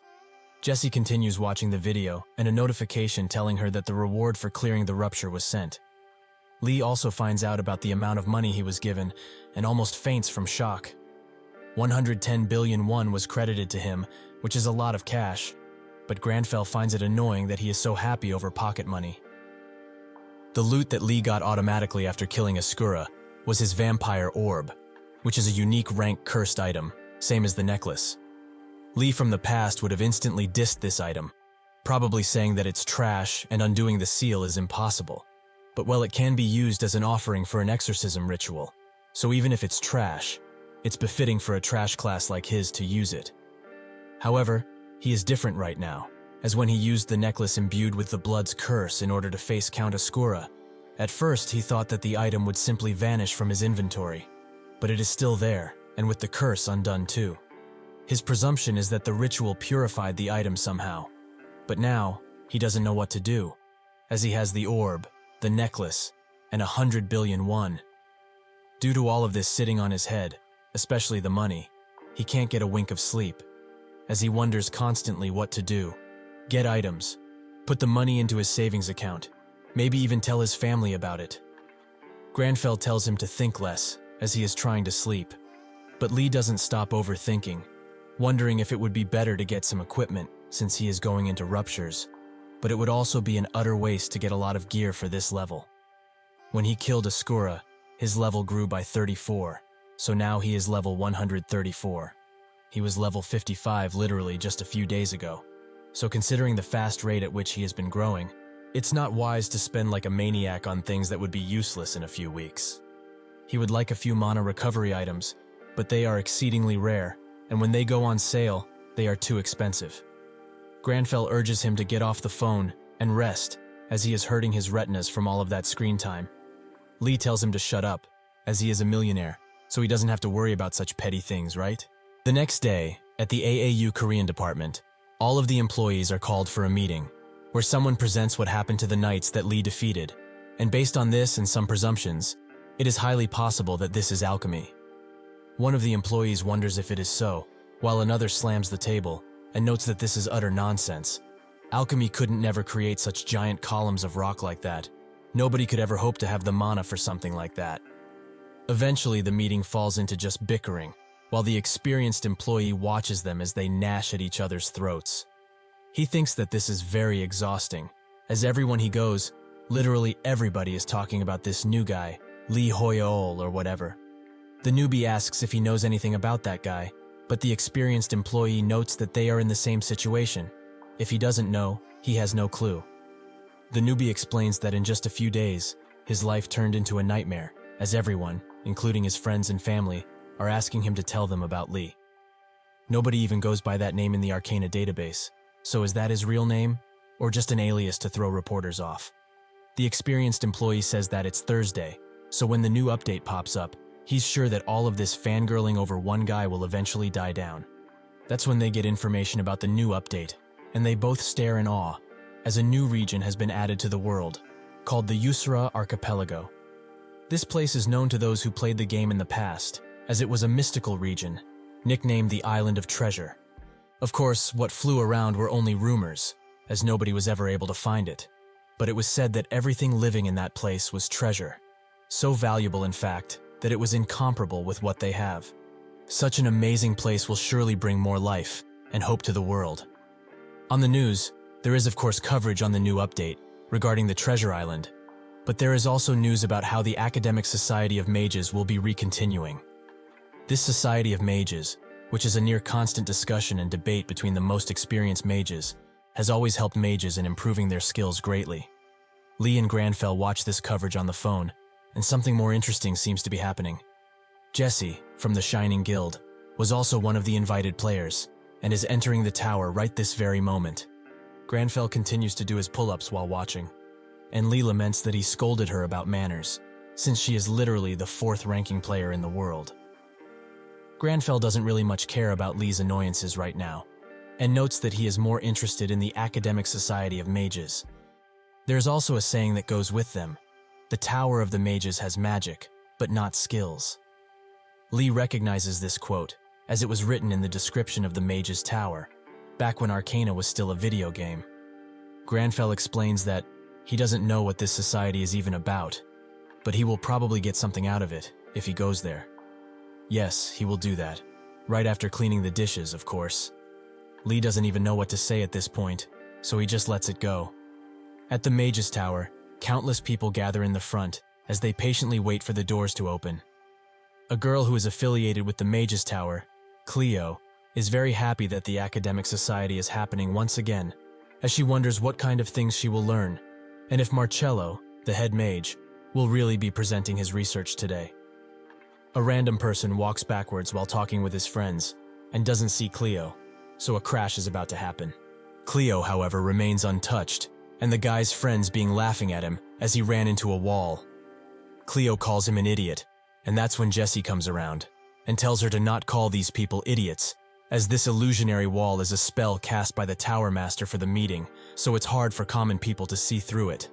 Cleo apologizes profusely, noting that indeed, idiots as she says, but the random group look at the wall in awe as they saw Jesse go through it.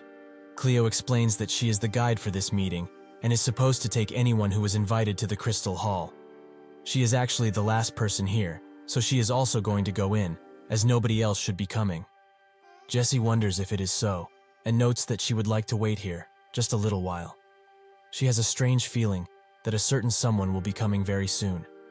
Eventually, Granfell makes his way to the Mage's Tower, and both of them think that each time they come to this place, it is way too crowded. Today especially, there is way too many people, maybe because they are trying to get to Yusra, or maybe even join the Mages Society. That's when someone recognizes him as Lee, and in a short second, he is bombarded with admirers, who ask him for countless things. Both Lee and Granfell are peeved by this and think of how to get away, but that's when a random person grabs his bag and notes that he is a really big fan. If he gives him just one picture with him, he will stop annoying him. Granfell thinks that this bastard is pulling on something too important, as that bag has his brown rice green tea, which cost 501 per tea bag. This is the only thing he splurged on with his hard-earned cash. Thus, Granfell tells him to screw off, which shocks Lee, as that may have been too harsh, even if this guy was being quite annoying. But maybe, if he disappoints these people, he will get less attention, so maybe it's for the best. Unfortunately for him, instead of being disappointed, the annoying man starts fangirling even harder, as he got insulted by Lee in real life. More and more people start requesting this, which makes Lee disappointed in the human race. They both think of ways to get out of this debacle, and that's when they see the wall, which seems different. Granfell starts running towards it with full force, even with other people warning him about it. Sure enough, he almost falls over Cleo after stopping, which makes him note that this is some praiseworthy illusion they got here. Cleo escorts Granfell up the stairs, and she looks at him sometimes, wondering who he is. All of the people that were invited are definitely already inside, so even if she flips through the invite list countless times, this man is just not here. Granfell observes her rummaging through the list and asks if there is a problem. Cleo immediately thinks of how she was pinned when they first met, and notes that there is none, as he wanted to attend the meeting. Isn't that right? Granfell confirms that he does, but Cleo finds it extremely strange that this man could see through the illusion magic, as it was put in place by the Tower Master himself. So just who is he? She continues to blush and stare heavily, which makes Lee wonder if she has a fever or is sick. Granfell asks if he can't attend without an invitation, and Cleo explains that people who can actually see through the illusion magic are allowed to attend the meeting, even if they did not get an invitation prior. However, he is the first to do such a thing, so she is amazed, and actually really curious about what kind of man he is. In an academic standpoint, of course. Granfell, again, notes that it's very extraordinary illusion magic, and continues walking, while Lee analyzes the steps they are walking on, thinking that, with enough mana, he could recreate them. Eventually, they arrive at the Crystal Hall, the place of knowledge and inquiry. When Arcana became a reality, the NPCs that were in the game also appeared in real life. The one who is said to have more influence than all of them combined is the youngest head mage, Marcello, who is nicknamed the future successor of the Mage's Tower. He is the fastest, wisest mage there is, and nobody even gets close to his wisdom. The hat on Jessie's head keeps talking and talking about how amazing Marcello is, but she doesn't care in the slightest, which makes the hat angry, as this is some top priority wizard lore. Jessie explains that this whole meeting is making her sleepy, and it's also very boring. Magic, in and of itself, is a skill to her, so inspection and interference, things that are being talked about in this place, are irrelevant to her. She would have just skipped all of this if it wasn't for her dumb class quest, so at least she has to put up with it. Marcello notices her and asks if she is bored. He explains that the tower was summoned to this world for explorers and a myriad of other reasons. However, it wasn't directly summoned and was more part of an interference, what they call a new update, which continues to happen even to this day. He is quite sure that they are not used to their form of magic. It's just like how they have difficulty in understanding science. But in order to figure out what is going on and regain peace in their world, they must work together, no matter what. This actually segues to something he was going to talk about: science. He has figured out a possibility in science to further develop their magic. He creates a small ball of flame and notes that this is fusion, which is basically ignition created by joining magic and science together. Even if this is an entirely new development, they must approach it carefully. They do not know what kind of things will happen when combining two entirely different things. Jessie is now quite interested in the lecture, as it has caught her attention. But that's when Marcello notes that because of this discovery, he needs their help. Everyone at the lecture thinks that this is a quest of some sorts, and Marcello says that if anyone has any questions, they should feel free to ask. Granfell is the first to raise his hand, and explains that there are quite a few unnecessities in his inspection he showed earlier, and would like his opinion on the matter. Everyone is surprised that he would actually question the head mage, while Jessie is glad that he is here, as she knew that he would come. The council on the other side starts sweating, and most sigh, as Marcello isn't the calm sort, so things are about to get out of hand real quick. Marcello stares at him and asks why he thinks that way. Granfell begins explaining that it's quite simple. He just feels the estrangement. Science and magic are entirely different concepts, each with their own rules, so there are unnecessities because estrangement occurs in the process of their combination. He experiences something similar while combining skills and magic. He creates the same thing that Marcello created, which shocks him to his core, as it took him months to just activate that magic. But he just did it in an instant. And how can this man experience estrangement, considering that he is an explorer? Everyone in the hall experiences the same shock that Marcello felt, and that's when they notice that this man is Lee Hoyeol. Granfell explains that using centrifugal force actually improves the effectiveness, and even if it is a bit lacking at the moment, it is not a bad result. Lee notes that the default ignition for this used up tons of mana, which he didn't want to waste, so he is using centrifugal force, which made things much more easier. Granfell thinks that it was a good choice to come here, and brandishes his very happy face, which makes people think that he's sneering, meaning that this must be child's play to him. At first, Marcello seems defeated by this level of development, but with newfound confidence, he asks Lee to join him in his research, as it would greatly improve and hasten it. This comes in the form of a quest, which Granfell accepts instantly, as he is very happy. Yet his face makes it seem like he has defeated Marcello, and is now reveling in the glory. In the Yusra archipelago, Leonie and her guild arrive, but she isn't too happy, as it is way too crowded for her liking. One of the members kisses her on the cheek, as she finds her annoyance very cute, while another member notices that, even though he anticipated for this place to be crowded, with reporters and such, there are also a lot of Arcanians in here, which are the NPCs. Among them, there are the Lionheart Knights, the Shadow Mercenary troops, and even the Explorer Alliance. Another member notes that this place is known as a treasure island, so of course, even the NPCs would be interested in it. That's when Leonie's phone rings, and it's one of her members, who attended the meeting. She explains that Lee was also there, and told the head magic that his magic was flawed. This makes Leonie laughs reel from the laughter, noting that the guy is a real psycho. The mage continues explaining that Marcello actually admitted to that, and even gave him a quest. Somewhere in the mage's tower, Marcello asks Granfell to write anything he needs for the research, as he will do his utmost to obtain them. Both Granfell and Lee are happy about this, as they can use this to their advantage. Eventually, Marcello is summoned to the top floor of the mage's tower, and the 5 stars of the tower berate him for inviting an explorer to work with them, as this violates their rules. But why would a mage even do something like this? Marcello explains that Lee is someone who perfectly understands magic, and he also overcame the gap between magic and science, something which he struggled with for months. His talents can't be wasted, as they can improve the world greatly, which is needed right now. The 5 stars tell him that mages should act on their own, and take responsibility in their own hands. They will respect his judgment for now, but he should remember that eventually, he will need to take responsibility for it. With that, he is excused, and Marcello laments having to work under these boomer bastards, as they refuse help from outside sources out of pride, which will hurt them in the long run. Cleo comes from behind him, and notes that she is on her way to pick up the items that Lee requested. Marcello says that if it's so, she should give that to him, as he was headed there anyways, as he had something to check.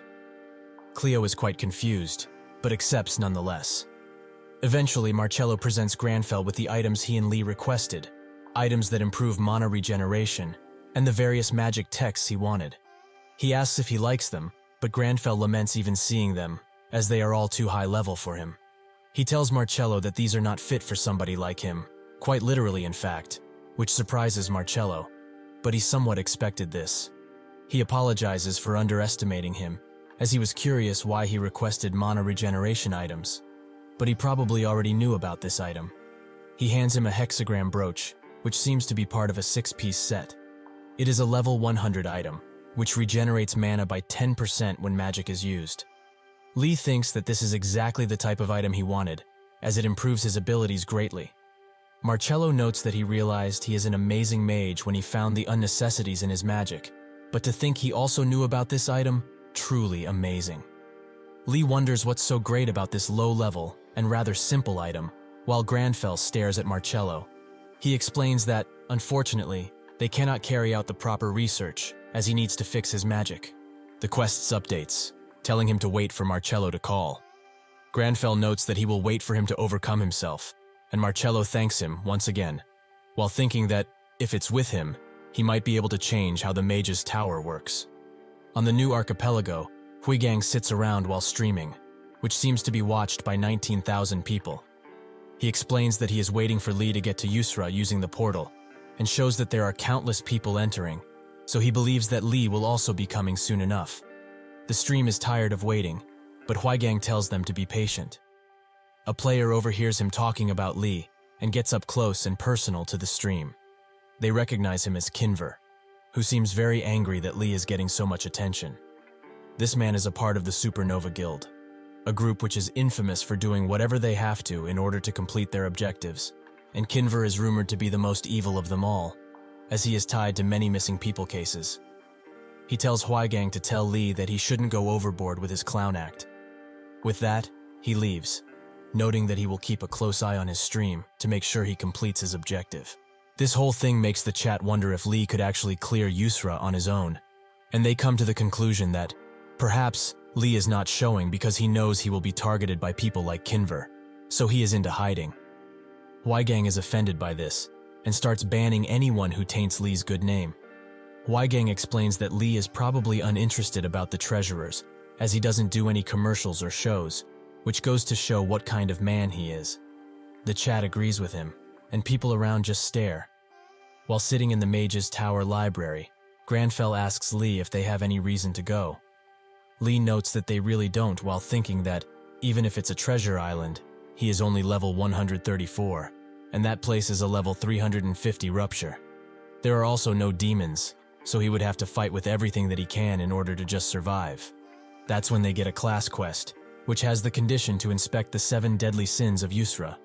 Those are pride, envy, wrath, gluttony, lust, sloth, and greed. Lee thinks about the situation quite a bit, wondering if it's really okay to go. But Granfell notes that there was no reason to go until earlier, however now, there is no reason to hesitate. With that, he packs a bunch of tea bags and walks away, while Lee tells him to at least change clothes, as it will be very hot in there. Eventually, in Yusra, Granfell arrives at the scene, and Huigang is extremely happy to see him finally get here. Lee doesn't like this place, as it is very hot, but he doesn't have much time to complain, as they both feel a great sense of evil that is surrounding the whole island, even the ground below them. Thus, Granfell's natural enemy skill activates, which prompts him to think that this influence is strong, so surely the demons around here must be on a completely different level. This can be seen as bad, as the island in its may actually be the evil, considering how much he feels. However, they both see this as an opportunity, as the natural enemy skill will be activated at all times due to this, which means that this will be quite easy. Huigang follows him around, and happily notes that there Lee has entered the forest of this archipelago, while his chat continues to wonder a myriad of things about him. Huigang notices how carefully he's moving, and thinks that it's because there may be some hidden things on this island that he can detect and wants to get first. But in actuality, they are both searching for an easier mob, because of their very low level. Huigang also tells his chat that he will never disturb Lee in any way, shape, or form, so if they don't like that, they can leave. They also shouldn't worry about him being caught, as in real life, he's basically invisible, as nobody looks at him. Suddenly, Granfell notices something, and in that moment, a group barges in Huigang's way, as they are trying to fight an emerald tiger, which is a level 420 mob. While one of the group members backs away slowly and berates the others for not wanting to split up, he bumps into Granfell, who he recognizes as the Lee, and asks what he's doing here. Granfell isn't that moved by the question, but Lee feels it into his very core, as he too is wondering why he is here. He was originally planning to just find a scorpion to warm up, but the first monster that popped up, unfortunately, is an emerald tiger, the highest level monster around this damn place. It's 10 levels lower than the count, but even still, he can't hope to outrun it. Not with his stats anyways. Granfell notes that the situation isn't great, as the sunlight that is falling on the tiger is blinding him. But, if he stops the movements of this beast, he can stop it from pulling any more tricks. He continues to create pillars of stone from the ground, which incapacitate the tiger, while the group, with Huaigang behind them, watch in awe. Granfell prepares to use ignition, as he hasn't tried it yet, and creates a large ball of fire on his palm. He throws it at the tiger, which creates a fiery explosion that almost reaches Huaigang too. The beast is defeated, as it couldn't do anything against the might of this power. Huaigang's chat blows up, and Granfell receives a level, while Lee thinks that the ignition he perfected with Marcello is a crazy ability, and additionally, that brooch that recovers 10% of mana is very nice to have. The group is shocked that he one-shot an entire Emerald Tiger by himself, and most are left speechless. In another part of the island, Shrek, the third raking player and the guild master of the Second Sun Guild, is getting extremely annoyed, as they have been walking around this island for hours, yet they are still on the very outskirts of it.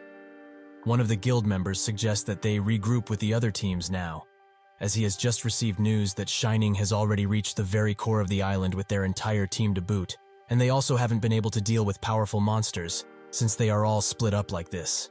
Shrek finds it difficult to admit, but he knows, and thinks that maybe, splitting up is where it all went wrong. His original goal was to get a lot of accomplishments, and loots from as many routes as possible with their numbers, because the Berserker Guild, which is ranked lower, got first clear on the previous expedition. He clearly underestimated the Yusra archipelago, and he says that he finds it hard to admit this, but he was way too greedy for their level, so they should call everyone back here now. Suddenly the team from the west, the one that Lee helped, calls, which Shrek thinks as perfect timing, as he was going to call them anyway, as they will regroup. The West team leader explains that they will come to them, as they have to give up this route, since Lee Hoyeol himself has already passed through it. Before Shrek can ask further, one of their mages gets a report from their other mage that was at the mage's tower. Supposedly, Lee received a quest from Marcello, the head mage, and he is now also the first player to ever get a personal research lab in that place. Shrek thinks that he thought it would be impossible for an NPC and player to build such a deep bond and relationship, even if he heard things previously about it. He notes that their analysis team will not be dedicated to only this guy, as they need to find out more, as he might be more dangerous than he is leading on. Lee smiles like a maniac at the pure emerald crystal he is holding, a supposed top-tier ingredient. He jumps around from how happy he is, which Granfell finds utterly pathetic, so he chooses to try and ignore him. Lee thinks that this ingredient is very rare, so there are few that can truly handle it. But if he makes a request to the mage's tower, as part of his research, he will be getting a free evaluation. Granfell's expression suddenly changes, as the atmosphere around the island changes, and the quest to investigate the 7 deadly sins on this archipelago pops up again. Before Lee can even wonder why it's popping up once again, the ground begins to shake, and another system message appears. The Yusra archipelago is being taken over by greed, and the destruction progress increases. Lee isn't the only one to receive this, as everyone that is on the island does. Granfell looks at the message, and notes that, if it's greed, there are plenty of greedy humans around here who could have awoken him, Lee included. All of this is because of one of this archipelago's 7 deadly sins, greed. With it, the message. The demon of greed must have awakened, and any demon hunter from Action would know that if the progress rate reaches 100%, every single deadly sin from this island will be awakened. Granfell receives another class quest, Brewing, as his prologue quest has ended, and he gets 2 new objectives. To stop the resurrection of the greed sin, and make sure that the treasure of this island is not corrupted by it. He is glad that it's like this, as he wouldn't have had the power to defeat that thing. But that isn't the biggest issue now. People around him start going manic about the treasure, and they all rush to get some, since the Shining Guild already cleared an island and got the treasure. Granfell thinks that this is a normal reaction to what's happening, as right now, all of the players on this archipelago are thinking the exact same thing as them. In order to stop the treasure from being corrupted by greed, they all need to let go of their desire for riches. But right now, considering their manic state, it would be an impossible venture. They start bickering with each other about who gets the treasure first, with all of them slowly becoming greedier and greedier, and Lee wonders what to do now, as one of his quests is about stopping this from happening. Granfell sighs and says that there is only one way out of this. He has to take it upon himself and get all of the treasure on this island, something which puzzles Lee. On the second island of the Yusra archipelago, the Shining Guild also received the message about greed, and Camilla explains that since there are 10 islands here in total, they must be a part of the countdown, as there are 10 squares, and one of them filled up as soon as they got the treasure. Lex notes that it's precisely as she says, but did they hear anything from Jesse's report? Dimitri says that if he's talking about the one where she constantly talks about Lee, and how he got to the top floor of the Mage's Tower, they read it already. And Camilla notes that Jessie is quite cute when she talks about Lee, as her eyes start to sparkle whenever she does. They totally have a thing.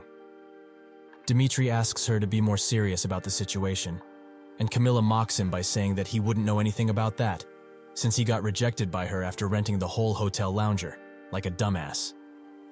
Locke smiles and asks them, could they win against him if they were to fight?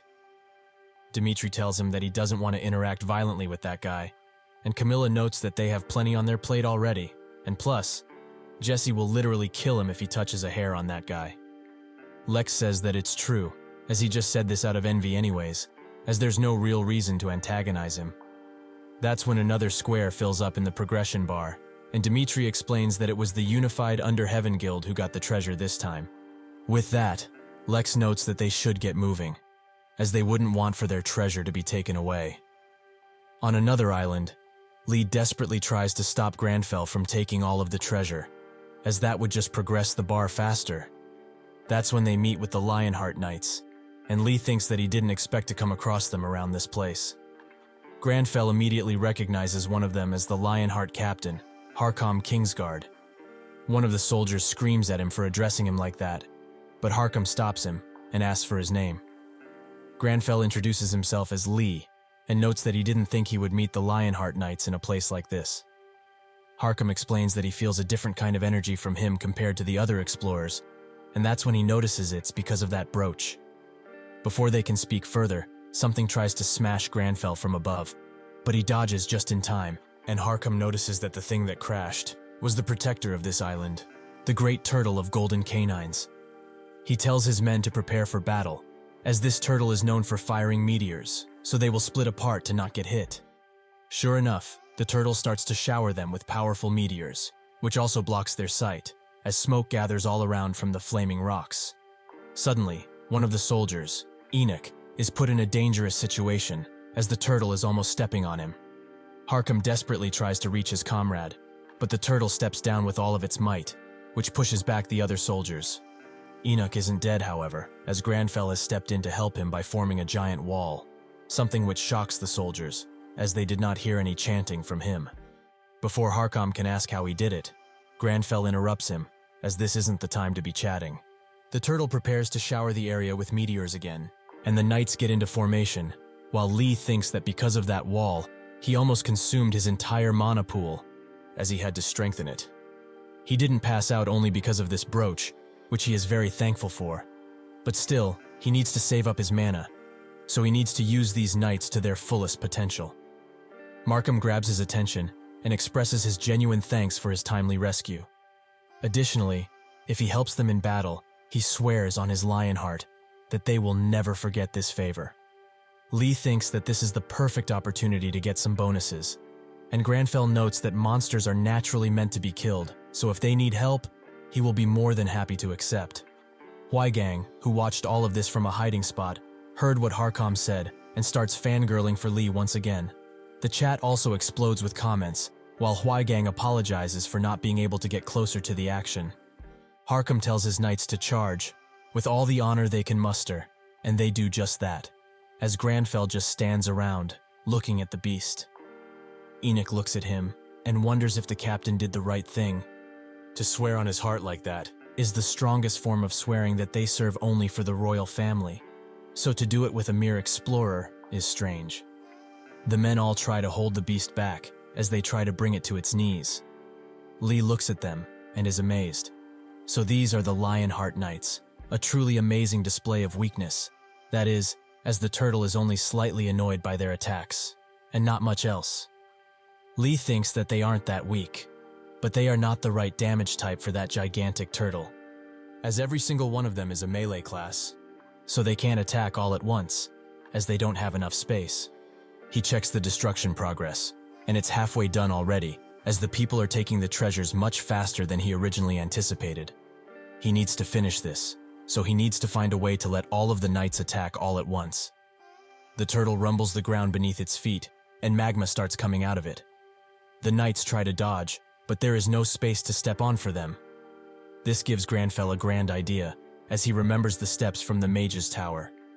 He tells Harkam and everyone else to get ready and charge, as he will open a path for them. He creates a stairway for them out of rocks, and the knights watch in awe as he does it. Huaigang is now in a state of shock after seeing this, with his chat being filled with comments. Harkam recognizes these types of steps, as they are the same ones as the ones from the mage's tower. The other knights also recognize it as so. Just who is this man, to be able to do all of this?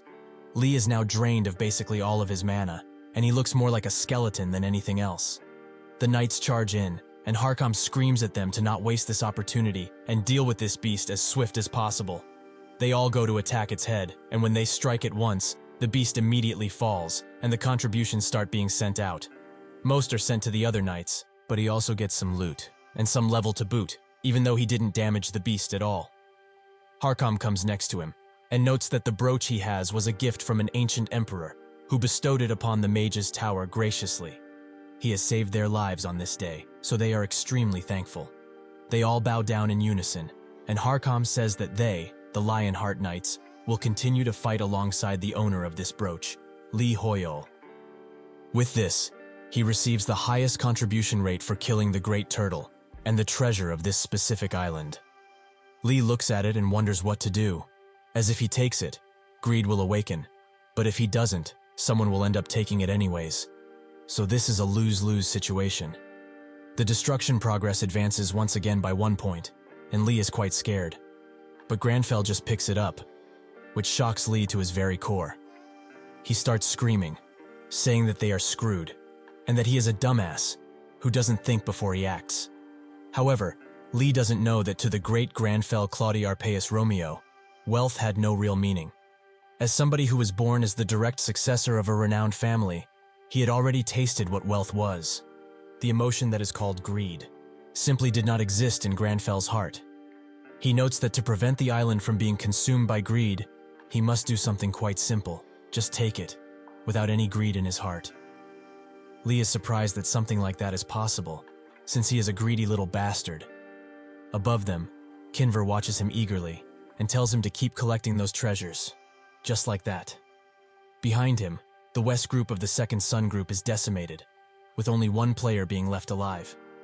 He calls Kinver an irredeemable monster, a coward, who only attacks weak players, and soon, Shrake will have his head.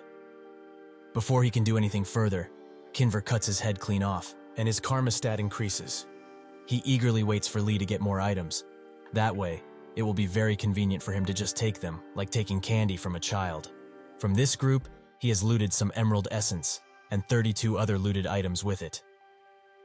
As Granfell unlocks the island's treasure, everyone watches in awe, including Huaigang, who is now fangirling to the max, and his chat explodes with comments. The treasure glows in Granfell's hand, and he notes that, in order to prevent the island from being taken over completely by greed, they just need to take the treasure without any greed in their heart. Huaigang starts crying while he asks his viewers if that was recorded well. Their Lee just took the island treasure, and the destruction progress has not up, and they should watch how refined he still is. He really has no greed, and is fully selfless. The real Lee cringes, however, as the item they have received is only an epic and has no real stats to speak of. This must be a joke. He got excited for nothing like a dumbass, so much so that his greed just disappeared. If all of the treasures are so worthless, he doesn't even want them. Suddenly, Granfell gets a status window, showing him that the great Lionheart Knights have joined his party. Lee wonders what this is all about, and Harkam reaffirms what they said previously. They will be at his side from now on no matter what. They, the Lionheart Knights, will continue to fight alongside the brooch owner. That is what both Granfell and Lee remember. But Lee didn't think they would actually join him, but leave him alone during his stay on this archipelago. Harkam notes that he has saved their lives, and even showed that he can acquire the treasures without a speck of greed in his heart. They are not sure what his true goal is in this place, But at least here on this archipelago, they will be his sword and shield whenever he commands. Lee is very shocked, as even if this is only for the Yusra archipelago, he now has the best knights in the entire continent by his side. And the level difference is just insane now that he looks at it. Not for him, for the mobs, who are now extremely easy to target with these loyal helpers. Granfell grabs Harkham's shoulder while grinning quite devilishly, and notes that they should move on to the next island. Above all of them, hidden in the purple mist and dark green leaves, Kinver watches Granfell diligently before getting interrupted by his earpiece, as somebody wants to talk with him. That person notes that he's worried about the destruction rate not progressing the same after Lee took the treasure. Is he sure that he is the one that took it, and not the NPC dogs he has with him? Additionally, if he does have Markham and the stupidly loyal Lionheart Knights with him, can they really do anything to Lee at this point? Kinver asks the person if they are scared, and the person explains that they are not. They just want to be careful about it, as those guys are on a much different level than those bastards from Second Son. Kinver explains that he still sounds like a scared idiot, so he should stay out of this if he really is that scared.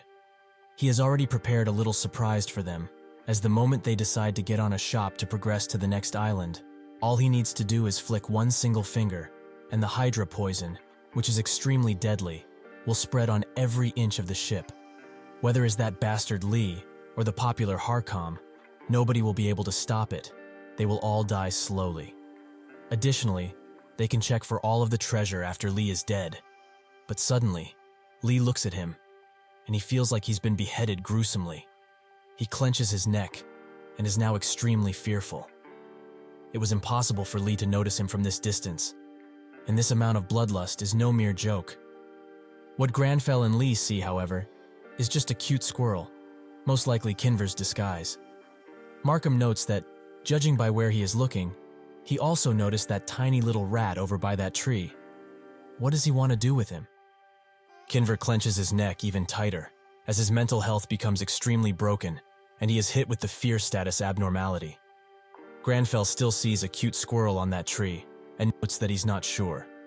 Suddenly, the destruction progress advances, and Lee thinks that, excluding the crown they got, there is only one left remaining, so they better hurry. Granfell tells Harkham that there is no reason to focus so much on a tree rat, and thinks that they need to stop Greed's awakening, no matter what. He tells Harkham that they should hurry, who does as he wishes. The person who contacted Kinver previously tries to contact him again, but Kinver can't hope to respond, as he is still hiding in fear. And also he has literally pissed his pants. Is he alive only because Lee took pity on him? Or because he is just a rat that he cannot be too worried about? He falls down and thinks that, whatever the reason was, he thanks him from the bottom of his heart for saving him. He removes his mask and announces that he's done, and out of this deal for good. The person over the radio asks what the hell just happened, and Kinver warns them, if they don't want to die gruesomely, they should turn back now, and never, ever look back. With that, he closes the call, and the person over the phone wonders what the hell just happened. One of his men asks what's wrong, calling him Park Hyunjun. Hyunjun explains that Kinver hung up on him like a scared rat. Fuck. They invested too much money in this. They even borrowed money from a loan shark because that bastard Kinver promised that they needed the Hydra poison in order to succeed their mission. The man tries to calm him down, but Hyunjun is having none of it, as he is in manic state. He is telling him to calm down? Did he get the loan on his name or something? The other party members get in front of him and tell him to stop, as it isn't like him to get so worked up for things like this. Hyunjun asks, if he is so worked up, how are they so calm, huh? Oh, now he gets it. They are on the same side as Kinver. How much did that bastard pay them, huh? The members desperately try to calm him down, but Hyunjun is out of it completely and screams, just how much money are they taking from that bastard? Granfell notices something wrong in the distance, and Markham asks what it is, which he replies with nothing. He was just looking around. There is something dangerous around here, though, because his natural enemy skill has activated, and his demon hunter instincts are warning him to be very careful from now on, as there is a demon nearby. Hyunjun stabs one of his men, who notes that he knew he was a piece of shit that was obsessed with money, but to think he would go to this extent. Hyunjun tells him to just die quietly, as they were the ones that worked for Kinver in order to get more money. Huaigang watches all of this with a tear in his eye, as he is extremely scared for the demon-possessed person that is right behind him. When he gets the chance, Huaigang bolts out of there and thinks that he knew previously the Supernova Guild was filled with killers, but he didn't think that they would also slay their own men based on baseless accusations. He needs to leave as fast as he can before he is their next target. Suddenly, he trips on a branch, but before he falls, someone from the Explorer Alliance stops him and asks if he is okay. They reassure him and tell him if he's afraid, he may have a seat and rest for a while next to them.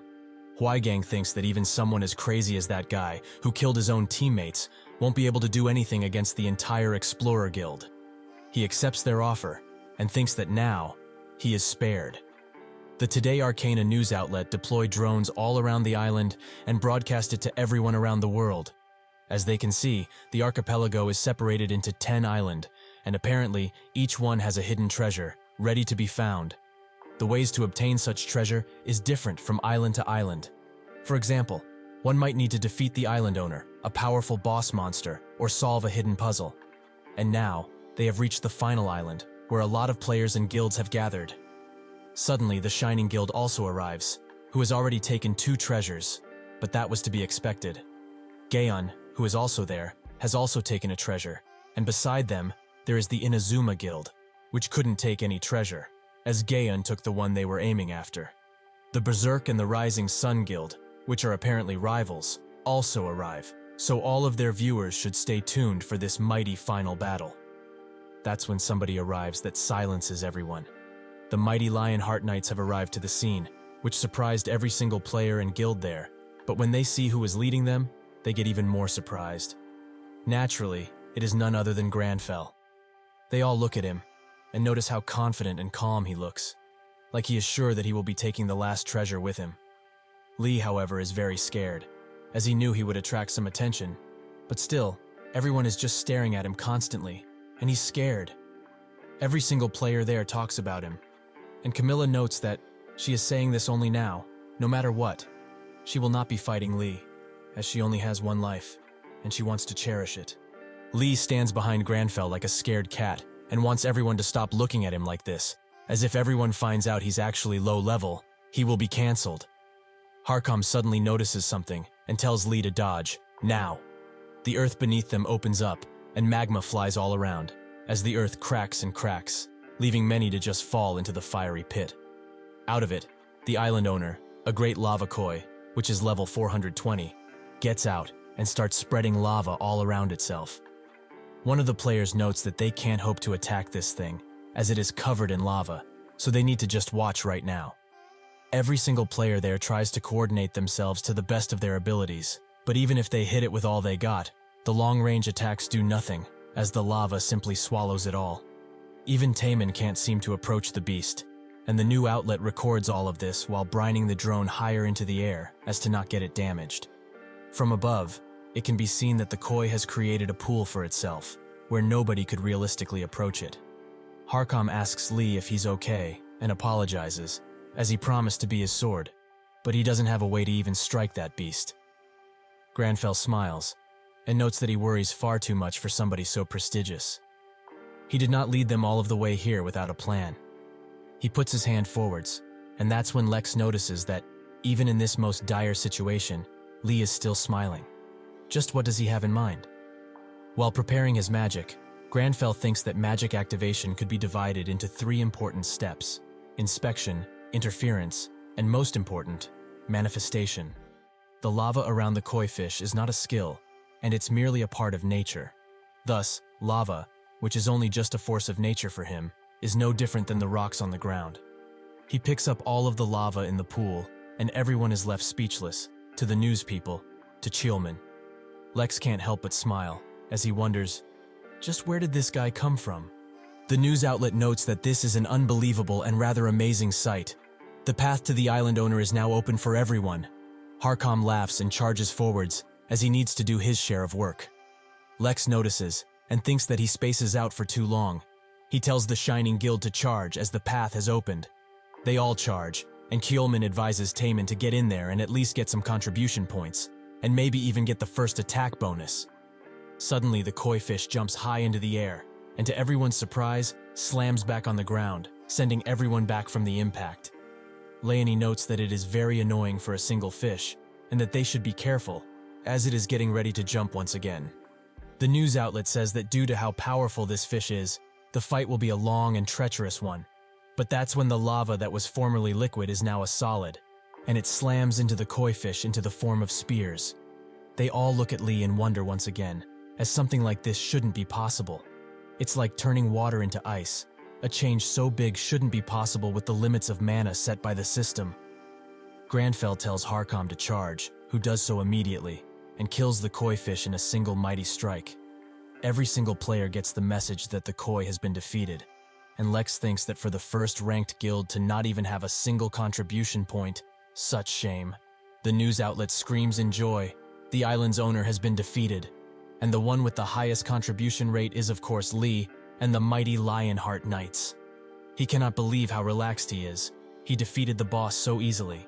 In actuality, Lee is basically dead already, and Granfell has his eyes rolled back as he is trying to not pass out due to the lack of available mana. The island's treasure suddenly appears in front of Granfell, and everyone eagerly watches to see what he gets from it. Granfell gets to opening it, and everyone is surprised when the destruction progress rate does not pop up. Is this perhaps not the island treasure, but something else entirely? However, suddenly the destruction progress rate appears and fills up once again, which also surprises people. Why was it late? Or were there more treasure around the islands? Lee is weary now, as there is no way that Granfell advanced the destruction after taking the treasure, as the treasure itself is still a shining blue.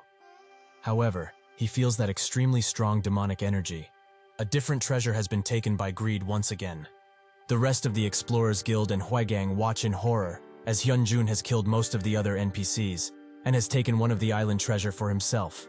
They are all teary-eyed from losing their comrades.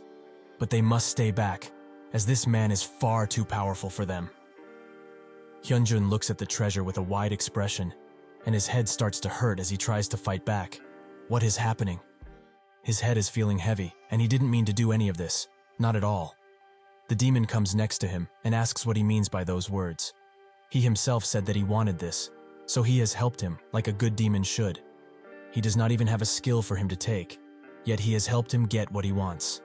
Since that is done now, it is his turn to take what he wants and needs. Hyunjun feels like he's being swallowed into a sea of nothingness, a darkness that would take down even the most valiant of men. Suddenly, a member of the Lionheart Knights jumps into action and pushes Hyunjun back, while asking Huigang if he's alright. He thinks that, if they are here, it must certainly mean that he is also here. Lee, who notes that it smells disgusting around here, probably because of the demon. Huigang is still amazed that he is here, although he expected it, and wipes his tears fast. He apologizes for having his viewers wait for so long, and announces that the #1 Lee fan stream is now starting once again. Granfell is suddenly hit with a strange sensation, as the Lionheart soldier asks for orders. A class quest is created for him, and Hyunjun is being engulfed by a sea of red demonic energy. The system warns them that Yusra Archipelago's evil is brewing to the point of no return, and everyone there watches in horror, except Granfell, of course. Suddenly, the island's treasure rises into the air and breaks above Hyunjun, who is by now just a soulless puppet. The system warns them once again, the island's treasure is being corrupted by greed. Lee knows what this means, and the conditions pausing confirms it. The destruction meter is full, and so, the destruction is beginning in full. As the archipelago destruction begins, every single guild feels it, and when they look in the direction of this immense aura, they all see a gigantic hand that breaks off into multiple, and they invade every single inch of the island, and the ground shakes heavily as it does so.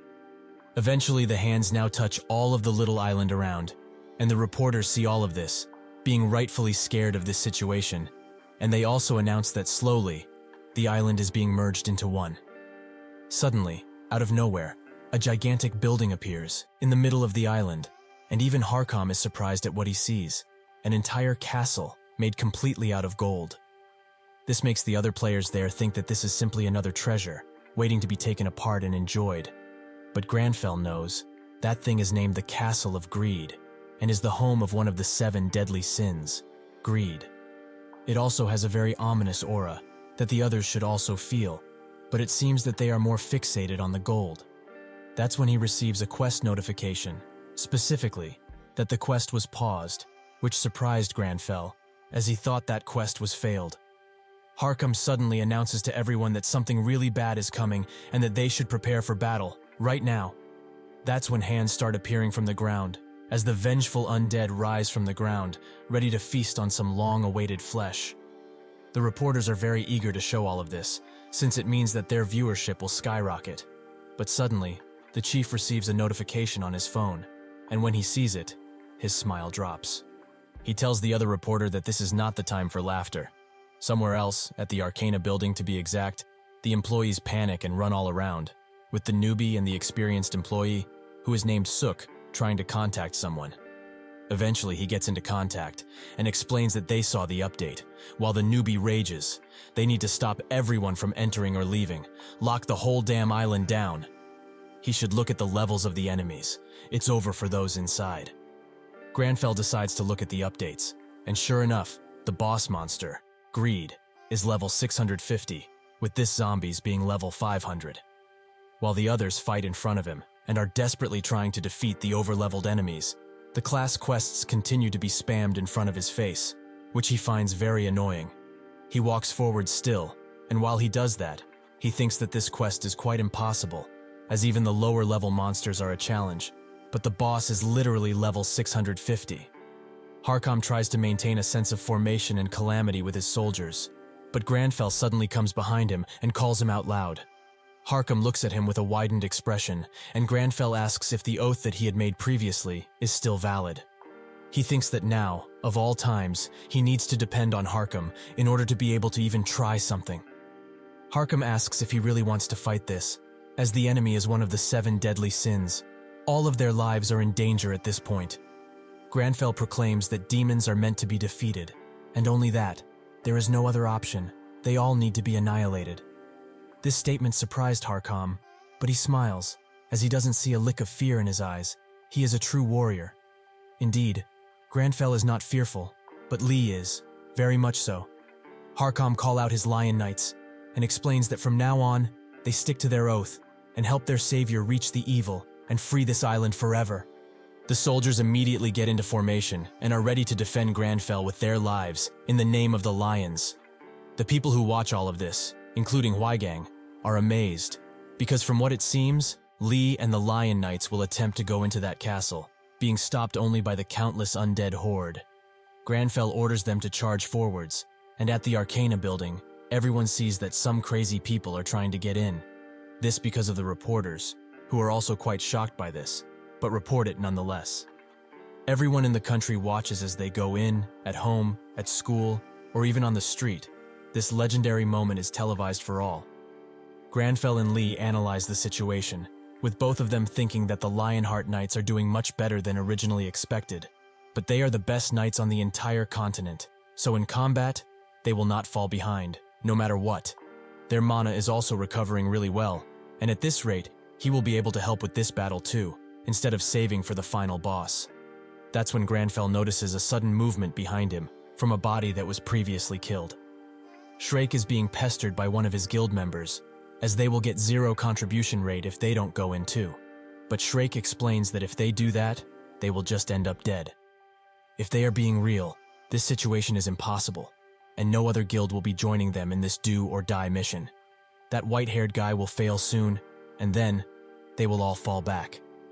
Behind Granfell, the undead that were previously defeated rise up to fight up once again, and this is bad, as he does not have enough mana to defeat them right now. But still, he must fight. Suddenly, a beaming light passes Shrake, and both Leonie and Taemin have come to help Lee. That's when they notice each other, so this wasn't coordinated, and the other guild members rush to help them. With that, the temporary Greed Extermination Alliance is formed. The reporters note that this alliance was not expected at all, but is it a coincidence?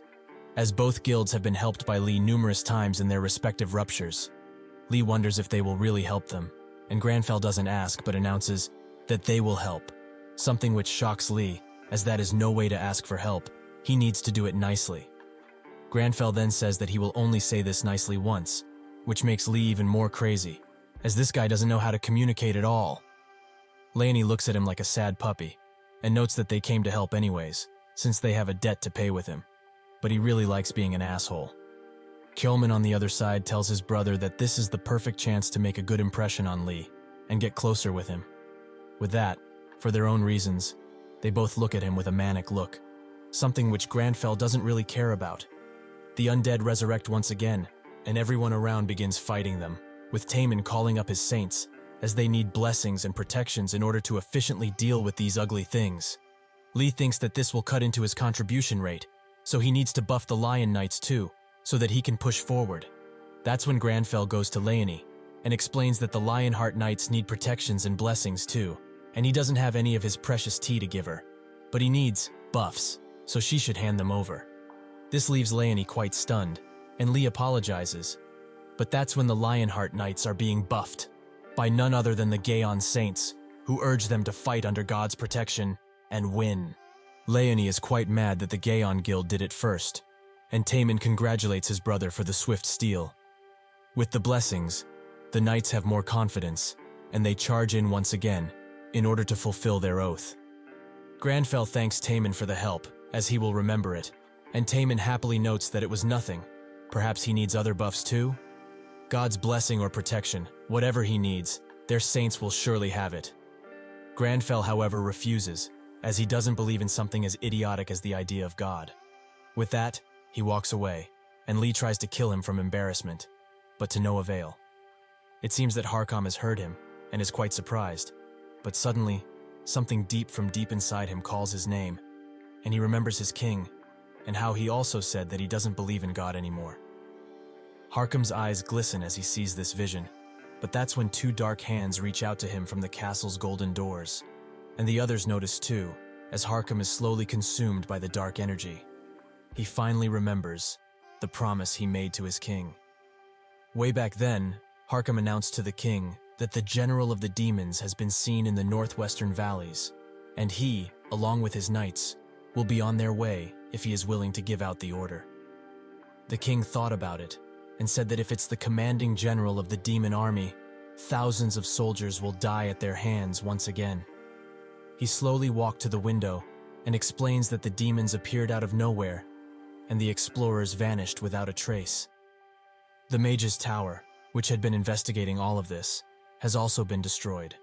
And if that wasn't enough, the people of the nation have also disappeared, almost as if they were swallowed by the earth. Since then, he asked God every single night, why has this world come to an end? Is this really what he wanted to happen all of this time? However, he has not received an answer, not even once. He was ignored. If that's the case, maybe God also vanished, along with everyone. He asked Harkam what he thought about it. Has God really abandoned them? Harkam looked at him, and noted that all of this is because of the demons. God has not abandoned them, not at all. The demons are the ones that are blocking their path to God. He, Harkam, will go and defeat the commanding general of the demon army, and open up the path to God once again. The king looked at him, and said that it was all okay, since he no longer believes in God. However, all is not lost, as he believes in him more. With that, Harkam and his knights went and fought, a gruesome battle that saw heavy casualties from both sides. Harkam commanded his troops with great passion, as their king was waiting for them to come back home. While he was fighting another demon, he noticed the general, and rushed to kill him, but the general just smiled, and said that it was far too late for that. That's when he and his soldiers were all engulfed in a blue light, and slowly, they were transported somewhere else. That place being Earth, where everyone immediately started to take pictures of the battle-worn men. Harkam was extremely confused, but in his heart, he knew that he had to return to his king, no matter what, and fulfill his promise. The evil energy that is now consuming him gives him the vision of what he wants most, his king, who stands above him in a saint-like position. Harkam's voice cracks, as he notes that he has been looking everywhere in order to find him. Where has he been all of this time? He apologizes for being ever so late, and promised that he, Harkam, will become his sword once again, and slaughter all of the enemies that stand in front of him. Lee is extremely surprised, but it can be seen, clear as day, that Harkham was consumed fully by something and is being tricked. While Harkham slowly walks towards them, his soldiers wonder what is going on, with Leonie being extremely annoyed that they are facing one problem after another. Lee thinks that he is extremely unlucky, as the strongest knight in the continent just got possessed. He also notices that it must be some king of status abnormality, probably mind domination, which will be hard to deal with depending on the situation, of course. In a split second, Harkham disappears from their eyes and gets behind Granfell, ready to take his head off at any moment. Before he can do that, however, Taemin punches him away and asks him if he's all right. However, instead of thanks, he receives Granfell's glare, which surprised him. Cheolman scolds his brother for overdoing it as he just beat one of Lee's most prized party members. But that's not the reason, as Lee is completely out of it, since he almost died. Suddenly he snaps out of it, reminding himself to thank Taemin later, and looks at Harkham, who is being pushed back by Enoch, who urges him to wake up, as he doesn't want to fight them, and they all need to return together to their king, right? This comment enrages Harkham further, as what he sees them as is demons, and demons are not allowed to talk about his king, ever. Both Enoch and Jessica try to get him to his senses, pleading with him to see past the lie, but Harkham thinks that this is only the demons playing tricks on him. So he gets into position, and tells to be silent in their final moments. Perhaps then they will not be punished as hard. Lee suddenly notices a strange light, and Harkham charges in, hitting the ground just in front of Enoch. But it doesn't stop there, as he once again jumps into the air and smashes with all of the strength he can muster into the ground, creating a large crater at the landing location. The wind alone pushes the weakest of the guild members out of the way, with Taemin and Leonie barely holding onto the ground. With one powerful thrust, Harkham pushes through all of them at once, and when he gets in front, he unleashes a mighty power, as his sword crackles and emanates tons of energy. Once he unleashes that power onto the ground, it is sent all over the ground, breaks it in countless pieces. The reporter drones scour the land for survivors, and Leonie seems to have made it out alive, even though she barely did. Jessica is also found to be fine, even though she got separated from Enoch, and the healers rush to aid everyone that has been injured in the attack. Taemin is also safe, but was injured, and think that Harkham should be considered a monster, not a human, given just how powerful that attack was. While he talks with Cheolman, that's when his eyes widen as he looks at something. Everyone starts to, including Enoch and Hwygang. What they are looking at is Granfell, who stopped Harkham from hitting him with a single hand gesture. The Lion Knights wonder how he managed to pull this off when they couldn't, but even though they look cool, both Granfell and Lee almost pass out from fear. Harkham looks at him with a strange expression and asks what he is. Among the others, his silhouette is bright and pure, nothing compared to the demons among him, who are all blurry and vicious. Granfell would like to answer, but he doesn't really know, as he doesn't see what he sees. But it's probably because he's a demon hunter, and it could be an effect from one of his skills, probably. Harkham asks him to reveal his identity, or he will have to kill him too.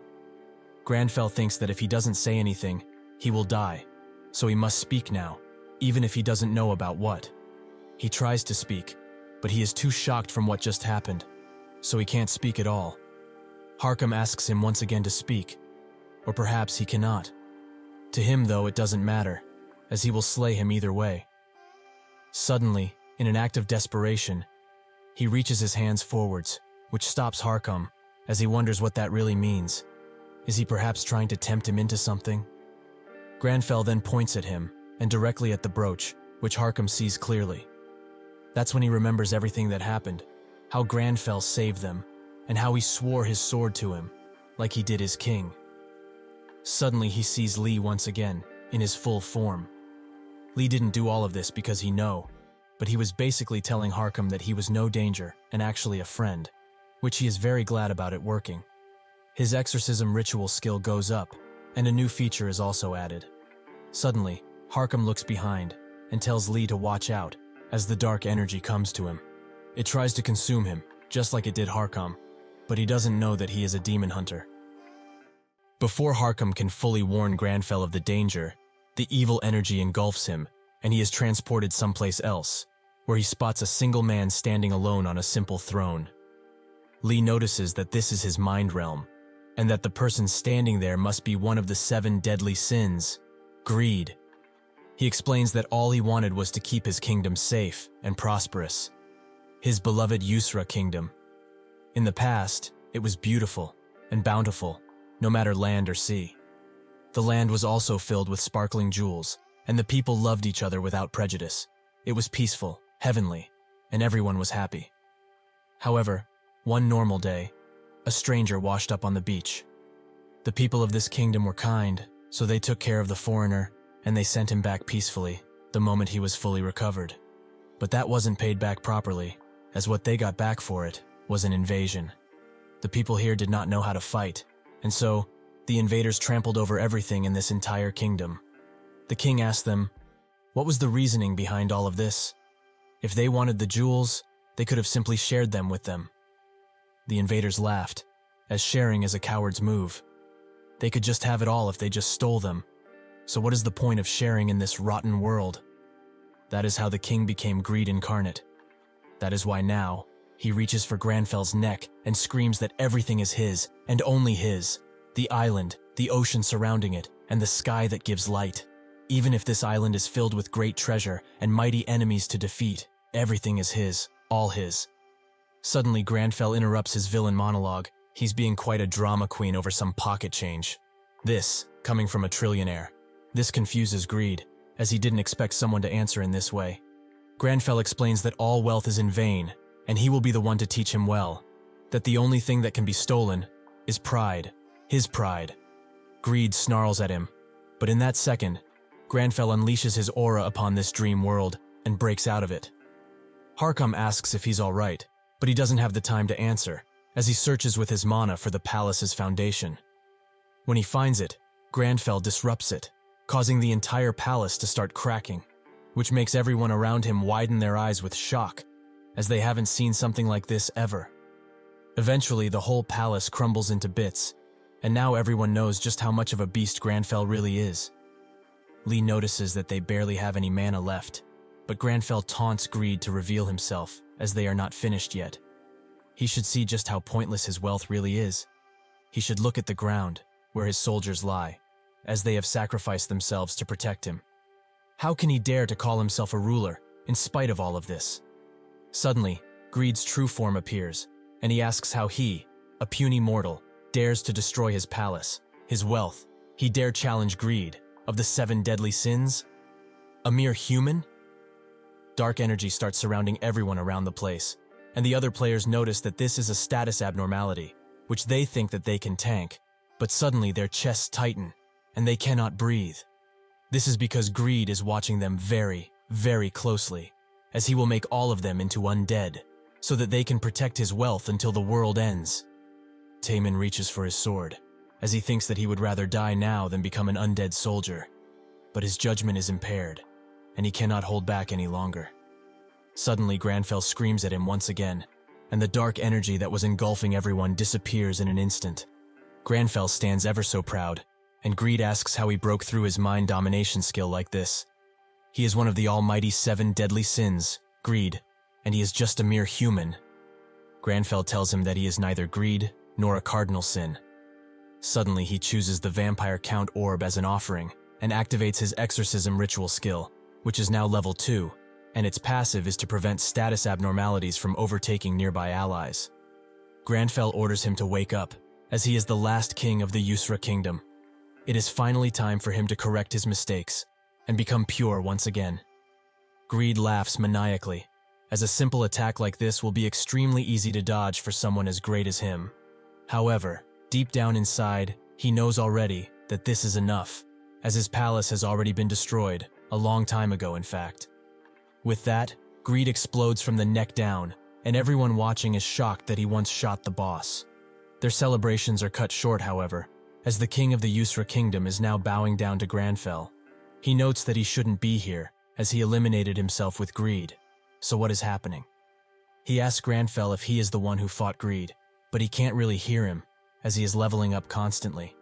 The king continues to pour his heart out to Granfell, but due to the leveling up and a hidden quest popping up, he can't hear anything. However, he is extremely surprised when he sees that the hidden quest has a 9-second timer, but all he needs to do is give the Yusra Kingdom King a crown. But where should he get a crown? While they both rack their brains for answers, the island's treasure he got before pops up again. The broken crown of the broken king.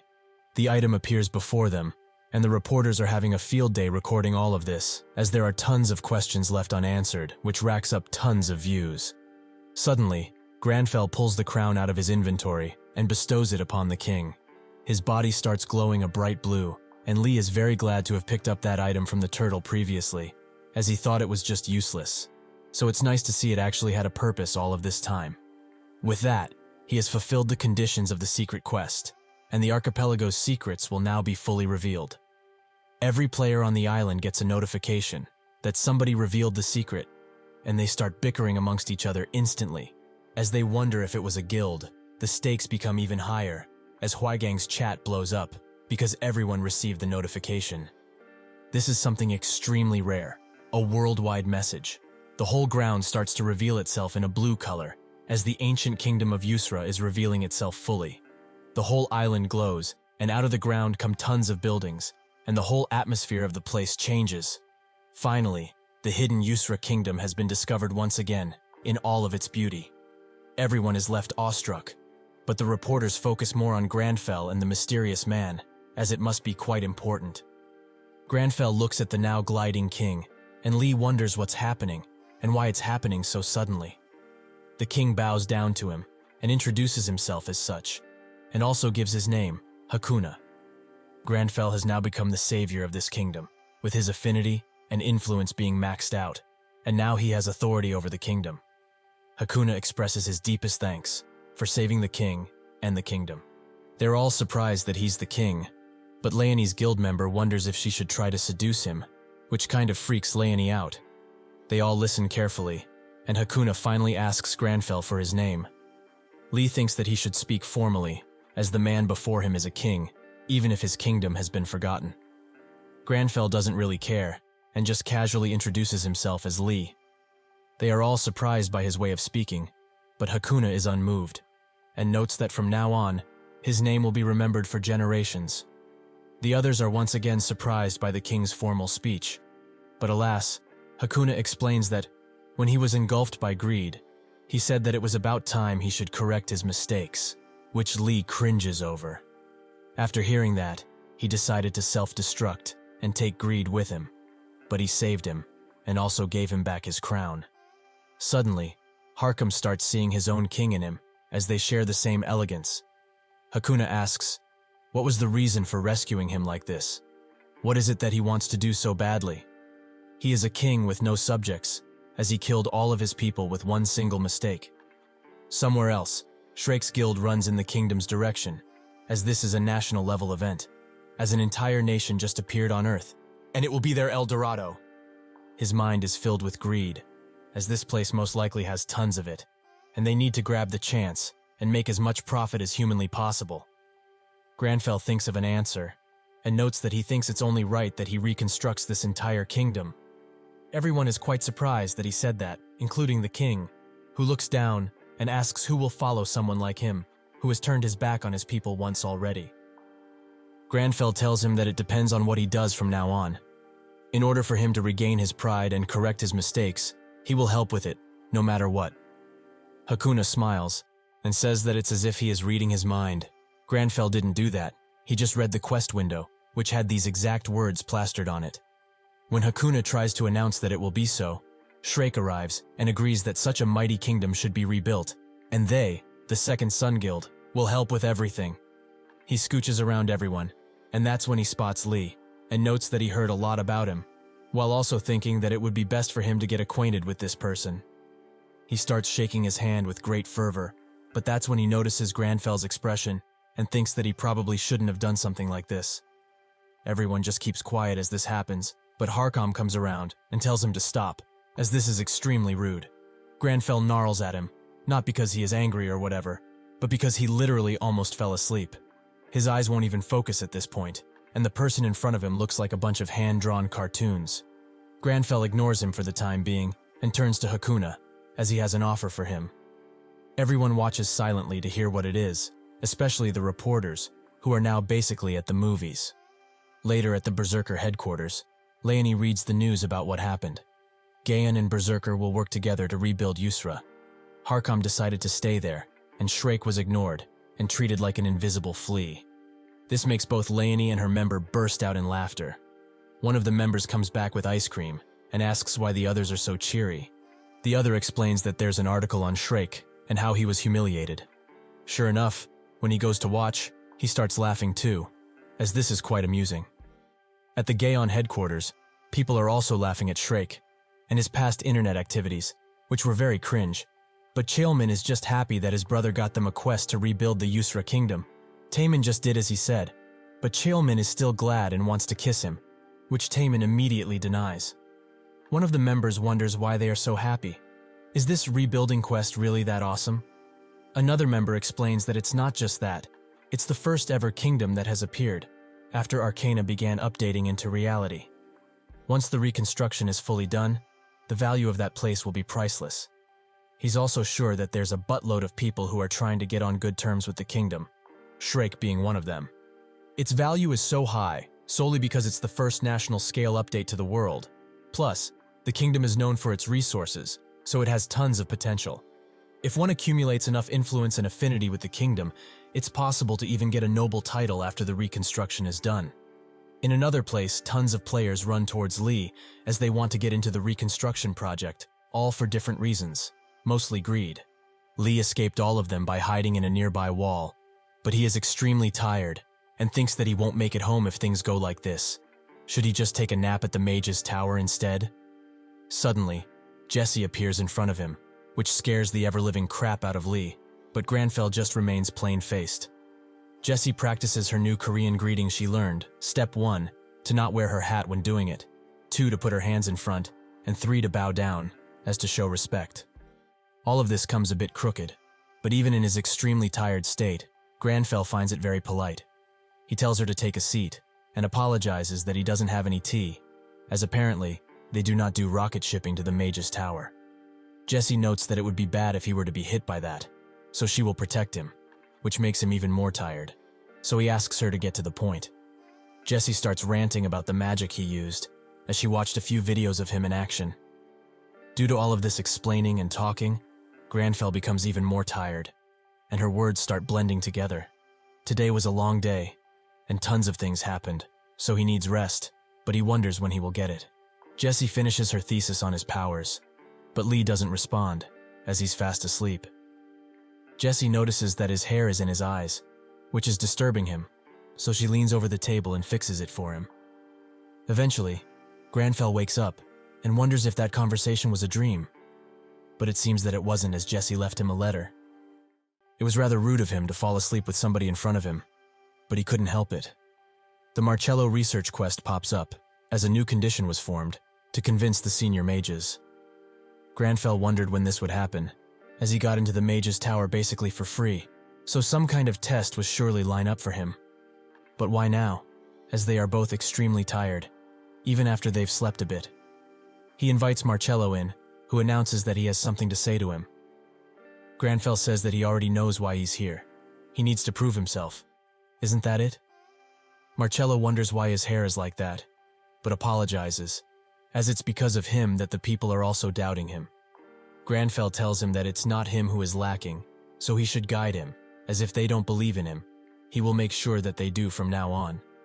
One of the senior mages, Belia Yusia, sits in her class, and thinks that it's a shame that Lee will never prove himself to be qualified, as the 3-tier ceiling magic that was cast by 3 senior mages will not allow him to enter the room, and he won't even find it in the first place. Belia sits idly by and waits for Lee's imminent failure, as he can't hope to ever get past that door. But she is very wrong, as Lee instantly reaches for the door handle and enters, which shocks everyone there. Belia is the most surprised, as that man just destroyed a 3-tier ceiling magic with ease, something that even Marcello, who is the head of theoretical studies, couldn't do. Granfell notes that it seems someone is trying to be funny today, as they are playing tricks on the doors. This overwhelming atmosphere washes over the listeners, while Granfell continues speaking. He came all of this way, solely because it seemed like they all wanted to meet him in person. But if they are going to waste time by playing petty games like this one, it must certainly mean that they are ready to take responsibility. Isn't that right? He stands over Belia, not because he wants to intimidate her, but because they both fell asleep, which spooks Belia. They wake up shortly after, and Lee thinks that he needs to go and sleep right now, as this is too much, even for him. Granfell, while leaving, announces that he will let them go this time, but he promises that this will be the last. Belia is awestruck and can only grin, as this man just called a spell that even she can't do anything to, a petty trick. Suddenly, one of the mages there remembers something important. That explorer that just came in is the same one that Cleo mentioned, the one that attended the academic society without an invitation. They begin talking to each other, and Belia is even more concerned now. Was that really the same man that saw through the Tower Master's illusion magic? While Granfell sits down, and Lee can barely hold his eyes open, they receive a quest notification that 3 out of the 20 mages accepted him. They both think that it's fewer than originally anticipated, but it's fine, as they are all senior mages, who are basically at the peak of their respective magic schools. So 3 for just opening a door is pretty good. He's a demon hunter anyways, so he's not in a rush to impress these fools. While they both think of just sleeping at this point, a parchment with Marcello's face appears and calls out for him. He explains that this is a useful item, called a magical parchment. It's a message device that mages often use around here, and if he wants to reply, all he needs to do is talk with the parchment. Granfell grabs it and sees Marcello's smiling face, so he hesitates for a bit, but eventually musters up enough courage to speak. When he does, however, Marcello tells him that he doesn't need to be so close, which naturally makes Granfell drop him in the garbage. Marcello rises up from his rightful place and explains that he's here to apologize. As he heard what happened at the Crystal Hall, the others played a trick on him, which is unacceptable, so he came to apologize for their sake. A head mage is somebody who has reached the peak of magic, regardless of their school, and the senior mages want the head mages to consistently prove themselves worthy of such a position.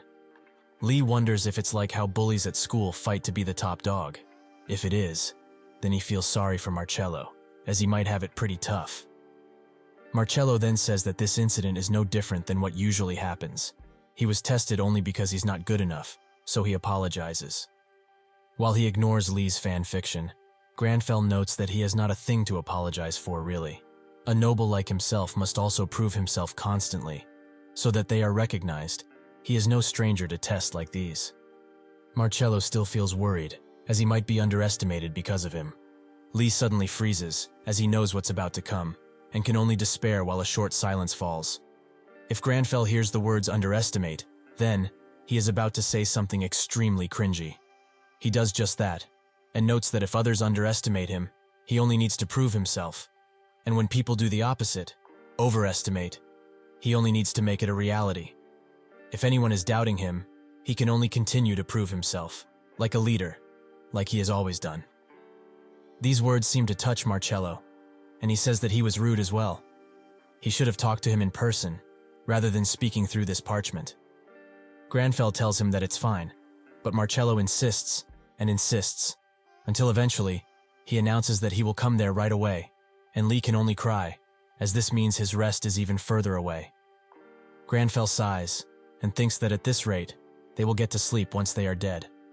But still, earning the recognition of the senior mages is a tall order. As a beginner mage, or not even that at this point, it's going to be quite difficult for him, and also, he's only level 226, and the senior mages are all at least level 600, so he is nothing more than a beginner to them. However, he will not let something like that drag him down the depths of despair, as being able to prove those who underestimate him, and making overestimates of himself reality, is something quite special. He uses a bunch of spells to create beautiful scenery, and they both agree that this is the pride they share, the thing they have in common the most. Lee smiles while watching the lights, but suddenly starts throwing up, as Granfell has used too much magic, so even a simple spell like this one is making them almost faint. Marcello arrives, and Granfell welcomes him inside, despite being half alive. Somewhere else, at a construction site, Taemin and Chilmin see that the people are doubting Lee a ton, and they are both confused as to why. When Marcello enters the room, he starts looking around the place, and Granfell asks what's wrong, as he seems a little distracted. Marcello asks if he used any magic recently in this room, which makes Lee think that it smells like it's burning, and Granfell explains that he was just practicing a bit of basic magic. He promises to not burn the lab down thought, so he needn't worry. That is not what Marcello was concerned about, however, as there are tons of magical traces inside of this very room.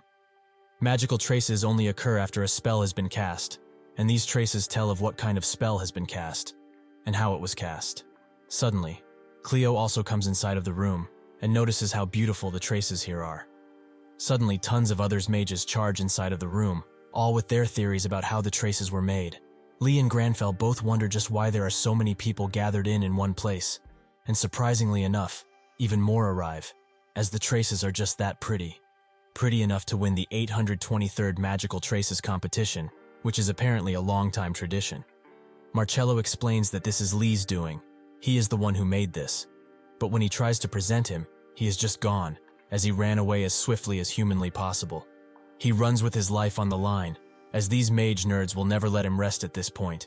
He must retreat. Unfortunately for him, a group of wacky mages appears and stops him, as they want to give him a challenge. To solve this Rubik's Cube, apparently one of the hardest problems to solve in the Mage's Tower, with the current record being an entire 9 days. While they brag about how difficult it is, Granfell snaps his fingers and uses reversal magic, which completes the puzzle instantly. While he descends the stairs, the quest pop-up appears, with 4 more mages being convinced. Granfell thinks that this might be easier than he originally expected. But before he can celebrate too early, tons of reporters stand at the end of the stairs, and they do what reporters do best, ask dumb questions. But they all bring up one thing, the issues that have been brought up with him.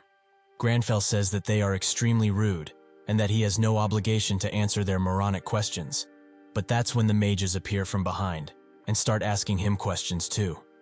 Since he is now in the middle of a pincer attack, Lee just panics, as he wonders about how to get out of this hell. That's when they both notice that the mana flow on a nearby wall has changed, and thinking that this is their only chance, they jump in and seemingly disappear, much to the dismay of everyone who was chasing after him. He ends up in Belea's office, but she half expected this, as she opened up that door, allowing him to come in, but he found it much earlier than she thought, as expected of someone so skilled. Lee remembers her, and wonders if she really did this to help them. But Granfell explains that he only felt the wall's mana being tampered with. This is the same with the Tower Master's illusion magic. He felt something strange about that wall, and inspected the mana to turn it back to how it was originally. Belea tries to hold it in, but can't help herself, so she starts laughing quite loudly, which makes Lee think that it's because of the way they talk. That's when she recites Granfell's speech, about underestimating him, which makes Lee almost die from the dangerous levels of cringe. But this also proves to be useful, as Belea notes that he's probably the only one that thinks the Tower Master's grand illusion is so simple. Alas, she also introduces herself, Belea Yusia, the head mage of the healing school. Since Marcello has also decided to recognize him, she will do so as well, and the count rises up to 8. Finally, they get home, and Lee reads about what the reporters said about him. He thought he was in trouble at first, but this is all just pointless gossip, with the Gaon and Berserker guilds also coming to his defense, explaining that he did all of that by himself. However, one issue still stands. Why are they not sleeping yet? As a clear result of constantly finishing the class quest, they now have 33 stamina and 35 agility bonus points as a result, and he's ahead of same-level players by around 10 to 20 points, give or take. This is a big step up for sure, but to a demon hunter, these two skills are completely useless. Lee thinks that he would rather have mana, but it would also be nice to have something for close range, something like that sword aura Harkam used when fighting him. While Granfell cuts up some carrots, Lee thinks of how that ability went, which makes Granfell also think about it. And suddenly, to both of their surprise, Granfell uses the same ability and destroys the kitchen sink, while also creating a large hole in their apartment. At the Yusra Berserker reconstruction unit, Leonie watches something on her phone with a pretty mean look, which the guild members also notice. The first video is from Today Arcana, with the reporter noting that they don't have any conclusive evidence that Lee was the one who did everything. The next video is Huigang's live stream, who is protecting Lee with his life, as he saw himself how he took the cardinal sin down on his lonesome. The next video is a masked figure, who thinks that this is all a great conspiracy, and that Lee is just a government plant sent to indoctrinate all of them. All this combined makes Leonie smash her phone and scream tons of not-so-family-friendly words, which comes as no surprise to her guild. But her other female member comes around and asks why she's so mad. Leonie explains that it's because these losers are talking crap about Lee, even though he was the one that killed the boss on his own. This makes the guild member think that she's getting angry for his sake, which makes her blush hard, and so she starts proving that she isn't, which all but confirms that this is what was happening. The two male members note that she must have quite a hard crush on that guy. It's about time she had some action.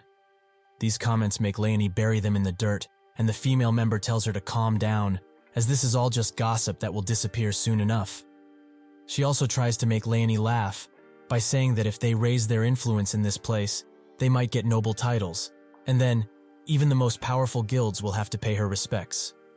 Sure enough, imagining this makes her crack a smile, but this also makes her think that this reconstruction quest is a good opportunity for them, as it's a natural treasure island where they can earn resources without going into a rupture. Even just the rights to develop a mine around here will be extremely pricey, so why did Lee give them this opportunity? She notes that they are now even more indebted to that guy, who is literally below them and wearing some cool glasses. While here, he checks his messages with his landlord, who is quite mad that the apartment was damaged, but Lee promised to pay the repair fees by himself. This was quite the mess though, as it was nice to see that they can use the sword aura, but not being able to control it is extremely bad, and as a result, his HP went down quite a lot, and they were both passed out for 6 entire days. Additionally, there's no info about something like this on the internet, so he will just have to ask Harkam about it. Suddenly, 2 guards stationed at the entrance stop him, as the Yusra kingdom is currently under construction and only those who are permitted may enter. Does he perhaps have a permission slip, or is he a resident? Granfell notes that he has neither, so the guard refuses his entry. Lee thinks that this must be one of the Arcanians that moved here, and he's glad that he's enjoying his new job. Granfell says that he's only here to meet with Harkam. Is there really no other way to meet him? The guard looks at him for a second, then his expression becomes crooked, as he cannot let such a lowly peasant meet such an important person. It's just not possible. Granfell then asks if it would be all right for him to at least send a message, but the guard refuses outright and tells him to stop speaking so informally, as he's clearly not on friendly terms with Theme. There are countless like him though, rude explorers who don't know their place. Suddenly, Hakuna arrives and greets Lee warmly, which makes the guard's face drop instantly. With that, his authority has been activated, and he is entitled to stay here as long as he wishes to. Hakuna asks what brings him around these parts, and Granfell explains that he has business with Harkam, but it seems like he needs permission to get in. Hakuna is quite puzzled by this, as he should have the same authority as he does around here. What king needs permission to enter their own kingdom?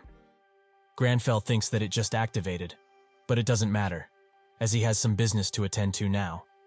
Somewhere else, on a stunning beach, Jessica trains the other Lion Knights, while Granfell talks with Harkam and announces that he wants to learn Sword Aura. He explains that he wants to control it better, as he is also able to do it. Harkam is surprised, as this is something that he had to train for, and it took a lot of time. However, he cannot help him, as Sword Aura is not learned simply because one wants to. He is also a mage, so even if he can see the Sword Aura now, he will need to train a lot before he can manifest it. Granfell notes that when he said he can use it, he can use it. He can manifest it fully.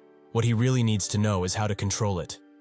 Harkam immediately calls Jessica over and orders her to bring him a sword and an Oath of a Lion. Eventually both things are brought, and the Oath of a Lion seems to be a giant stone slab with a lion face on it.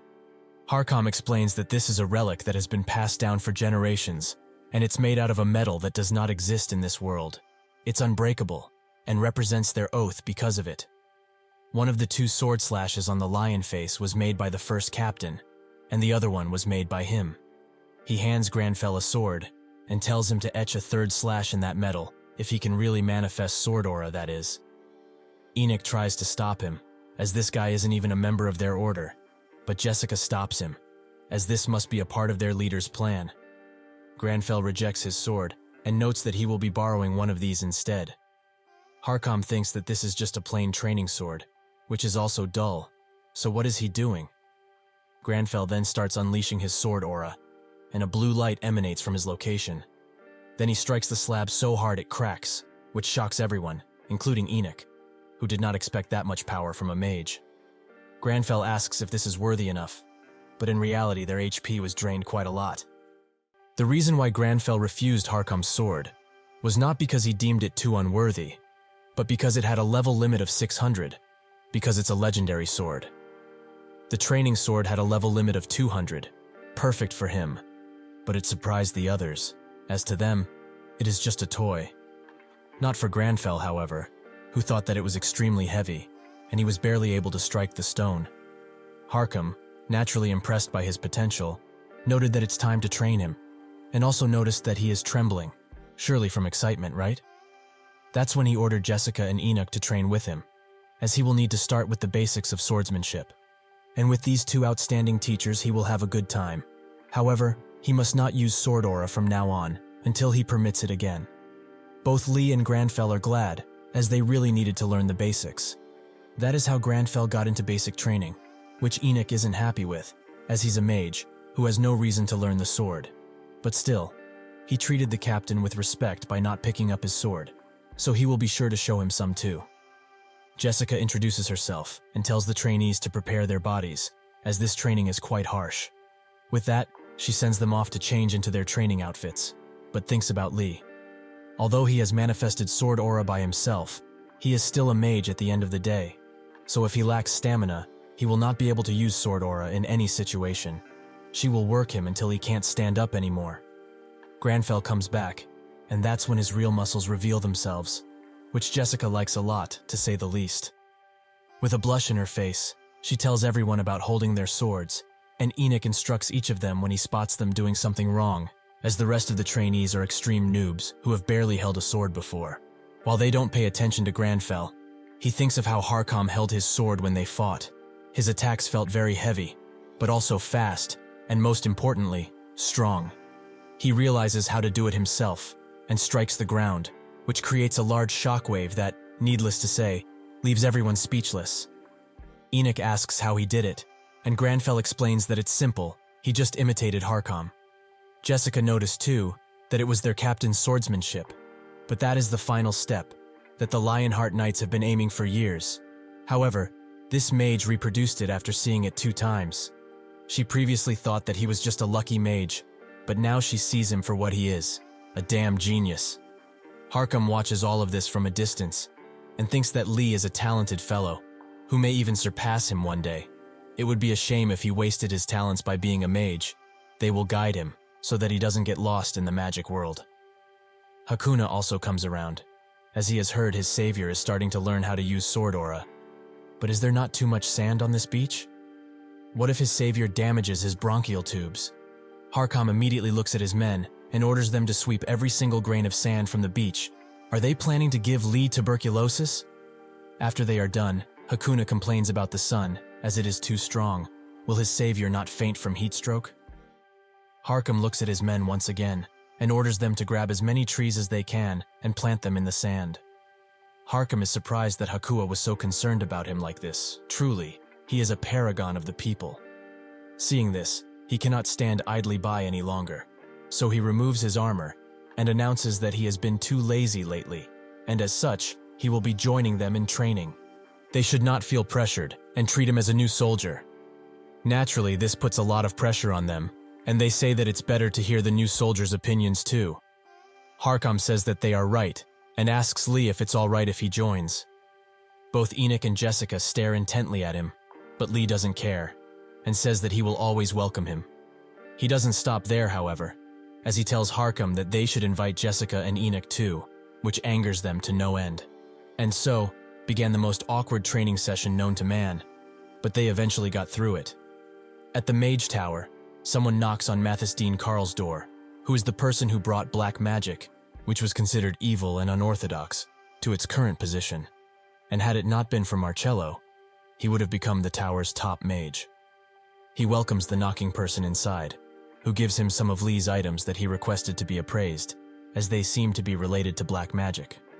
Mathis notices that indeed, these are dark items that not just anybody could get, and requests some parchment paper, as he would like to write to Lee.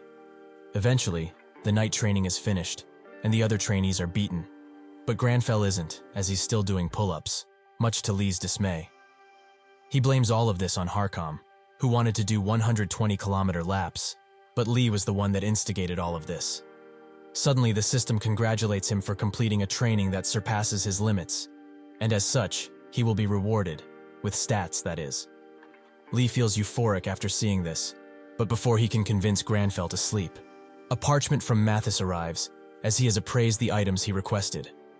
First is the vampire orb, a magical tool used by demons. This item is extremely rare, so he would like to rent it for research.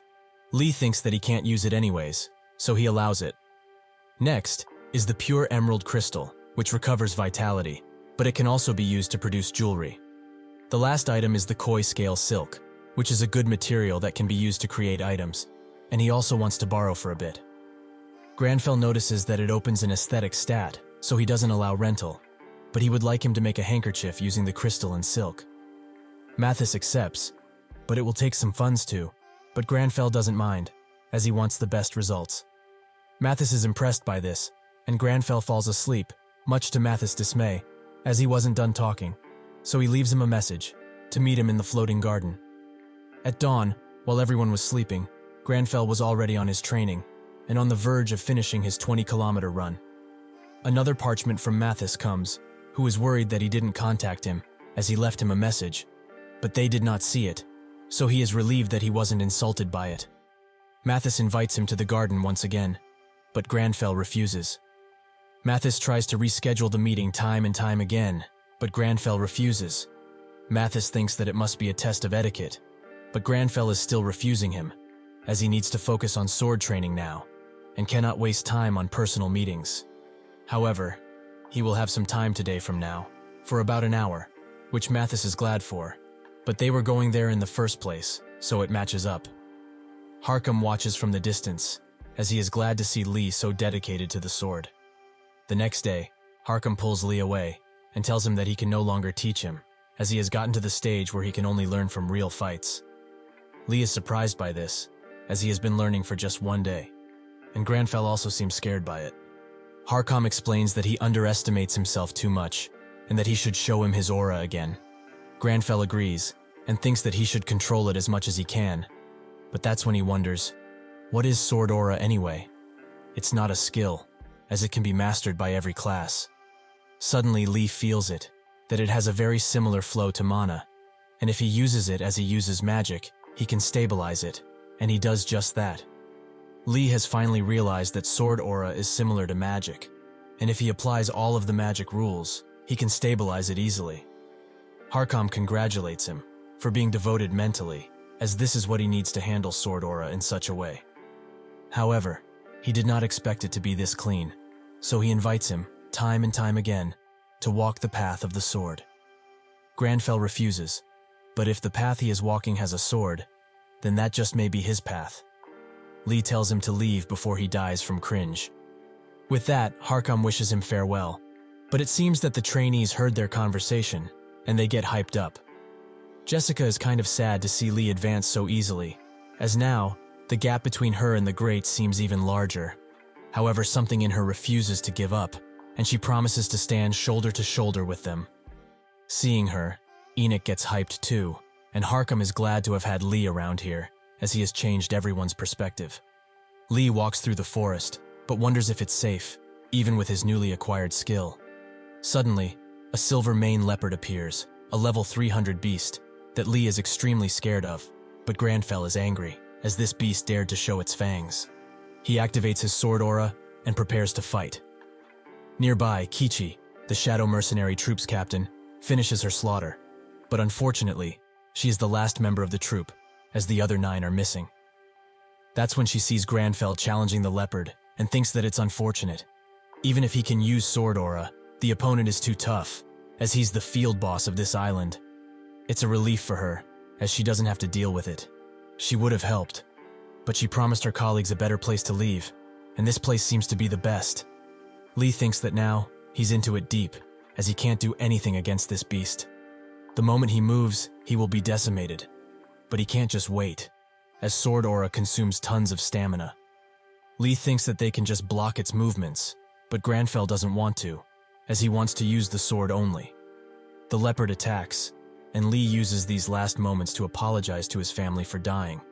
That is not what happens, however, as Granfell strikes the leopard even swifter, despite there being a 74-level difference. Is this really the power of the sword aura? Granfell notes that this was just a warm-up, but his stamina is already depleted, so Lee tells him to calm down. At the floating garden, Mathis waits for Lee, and thinks that he's a renowned person by now, so he would also like to see who he is. Eventually, Lee arrives, and Mathis invites him to sit down, while also thinking that the earth was shaking while he was walking towards him. Truly, he is no ordinary person.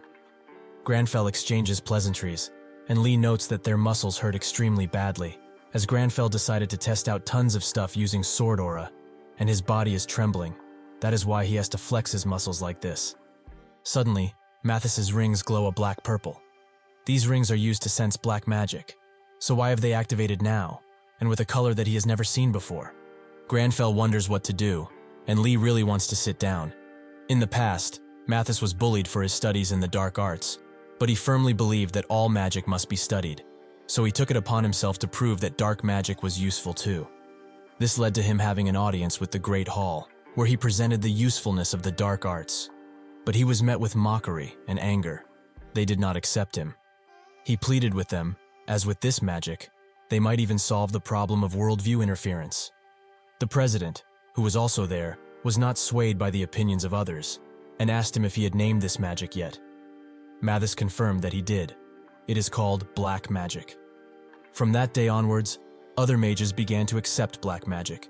But that glory did not last long, as Mathis couldn't solve the view interference problem with the black magic. After a few years passed, the Mage's Tower manifested on Earth as the worldview interfered, and this caused Mathis to live the rest of his days in shame, as he could not do what he promised. However, he did not expect to meet someone with so much black magic sensitivity. With this man, perhaps, he will be able to do what he couldn't do alone. Granfell tells him to sit down, as he doesn't have that much time to talk, and the tea is getting cold already. Mathis explains that the rings he has detect black magic sensitivity, basically the person's talent, and he has not seen such a deep color before. Granfell asks what black magic is, and Mathis notes that it's quite different from normal magic, that explores and interferes with the target's mana. Black magic uses inner darkness as mana, and so, it's different. This black mana is created through the years, and manifests stronger the darker a person's past is. If he has such deep dark mana, he cannot imagine what kind of life has lived in the past. Lee thinks that indeed, he had a dark past, as it was utter cringe, but perhaps it's not because of him, but because of what happened to Granfell's family. He notes that this is unpleasant, as his etiquette is lacking. Does he really ask everyone he meets about their past first? Mathis apologizes, as he did not perceive this as rude, so he will report himself to his superiors and receive proper judgment. Granfell says that his apology was enough, as an investigative mind is a scholar's virtue. He does not dislike a scholar who is devoted to his duty of black magic research, like he is. However, if dark magic is so different, can it be used even when the normal mana is exhausted? This tells Mathis that he is interested in black magic, so he tells him to walk the path of dark magic, much like Harkam did with the sword. It seems that he has proven himself to Mathis, and with his objective completed, he walks away, as he doesn't want to get dragged somewhere else. Back at his laboratory, Granfell receives tons of messages from different mages, and with them, the quest is completed. It rewards him with relationship and status within the Magic Tower, which Lee enjoys, as they are extremely useful, but Granfell doesn't care, and they both start to research a new function within the system. The news starts talking about the Yusra Kingdom, and about the two guilds that are rebuilding it, Berserker and Gaon, which has already risen to 3rd rank. Kjolman and Taemin watch this, with Kjolman noting that they have to repay Lee for this favor one day. Taemin thinks that he's right, as their guild is rising solely because of him, and if he hadn't helped them many times, they would have been in a really bad spot. Suddenly, Kjolman read about mythology and wished they would cooperate. They seem to be as childish as ever, but this time, even a National Assembly member was involved. Taemin notes that these members of the National Assembly have tons of time if they do this, but if mythology competes for 1 end or 2nd place in the business world, does the National Assembly move on money alone? They both don't know how they manage to get their pockets so full, as it remains a mystery. In an apartment, one of the assembly members is bewitched, and his soul is being extracted by the mythology guildmaster, Baek Yi-seol. She calls her secretary and tells him to cancel all of the plans for tomorrow, as even if she had an important meeting with a certain person, he should tell him that it's cancelled, and that she left for the Yusra kingdom, as she wants to meet a certain somebody. At the Mage's Tower, the feature that Granfell unlocked is related to it, but he doesn't have time to check it, as his phone is being spammed by his sister. Before he can check, a parchment arrives, from the head mage Maya, who excuses his rudeness, but he wants to do a joint research. Suddenly another parchment arrives, and tons more arrive. Doing what he does best, Granfell ignores them and runs away. At the Yusra kingdom, which now has a palace, Hakuna laughs at Lee's explanation. He must have really needed that peace and quiet. Hakuna tells him to not be bothered by their attitude, as it's their way of showing sincerity. Granfell notes that he does not like bribes, even if they come in the form of sincerity. Hakuna laughs once again, as this must be why he defeated the cardinal sins so easily. But did he see that video, which shows him actually defeating greed? This is the first time he hears this, but before he can check, his third sister calls him, so he picks up. When he does so, she starts reciting the cringy words he said to Hakuna, and even shows him the HD video, as they all mimic him. Granfell thanks them for watching, and closes the call. Afterwards, he requests a place to rest. When he arrives at that solitary place, he immediately becomes comfortable, and prepares some tea, while searching for the exact video. He finds it, and thinks that he might just sue them for putting it without his permission. But that's when Granfell feels something strange, but similar. Dust, so he must get to cleaning. At the Gaon reconstruction base, Taemin is shocked to see that their stock fell hard, and Cheolman explains that it's because mythology spread a rumor about them again. He thinks that this is their way of saying that they need to share the Yusra reconstruction quest. But when did they gain this much influence? While Taemin continues to scream his heart out, he can write fake news too, about their guildmaster and how she has a mole hidden on her body. Suddenly Yi-seol hugs him and asks how he knows about something like that. He seems to know things that even she doesn't. How interesting. Taemin wonders how she got in, as the guild members must have been standing guard, and when Cheolman goes to check, he finds them unconscious. He hopes she knows what attacking guild members means, but she explains that she didn't attack, she just let them fall asleep. Suddenly, Cheolman is suddenly engulfed in a strange but familiar feeling, and the dots finally connect in his head. Yi-seol became this powerful and rich, not because of her connections. Taemin screams at her, as she's really crossing the line this time. Cheolman's thoughts continue. The reason she was able to become like this is because of mind domination magic. That should not work on players, but it does.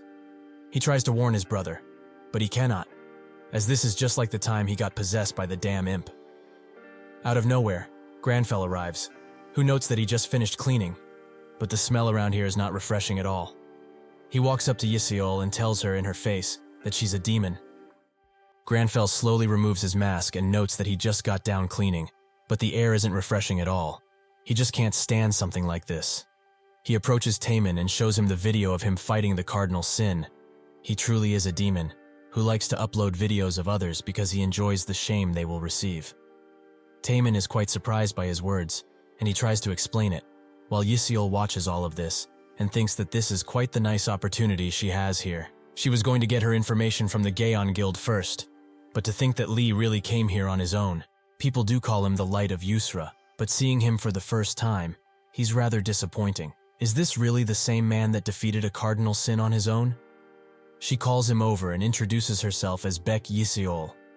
She is positive that he has heard about her being quite interested in him, right? Yi-seol thinks that this is too easy, as soon she will have all of Yusra for herself. Men are so easy. Men are so easy?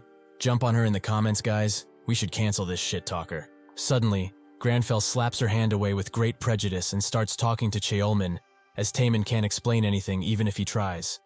Cheolman explains that there have been false rumors spreading about him recently, and there are articles saying that he only gave the special Yusra privileges to the guilds he was really close with. They could not sit back and watch while everyone was defaming him like this, so they decided to upload the video. They did it with the intention of clearing up any and all rumors, but he didn't think that it would be embarrassing for him, so he would like to apologize for the entire guild. When Granfell tries to respond, Yiseol grabs his attention and asks him, just how can he be so impolite to her? This treatment, how is she supposed to interpret something like this? Granfell turns around for her and notes that, for her information, he is now speaking to the Gaon Guild. Did she think that it is polite to interrupt conversations like this? Yiseol says that it's the other way around, as she was the one who was talking with Gaon first, so he is the one that is interrupting. She thinks that this man is not that easy, but it's fine, because to a succubus like her, humans are just very easy prey. Even someone like the legendary Lee can't hope to resist her charms. She touches his face and uses her skill on him. Granfell immediately receives the natural enemy skill buffs, but as he looks into her eyes, he knows that he cannot do, as this is too much.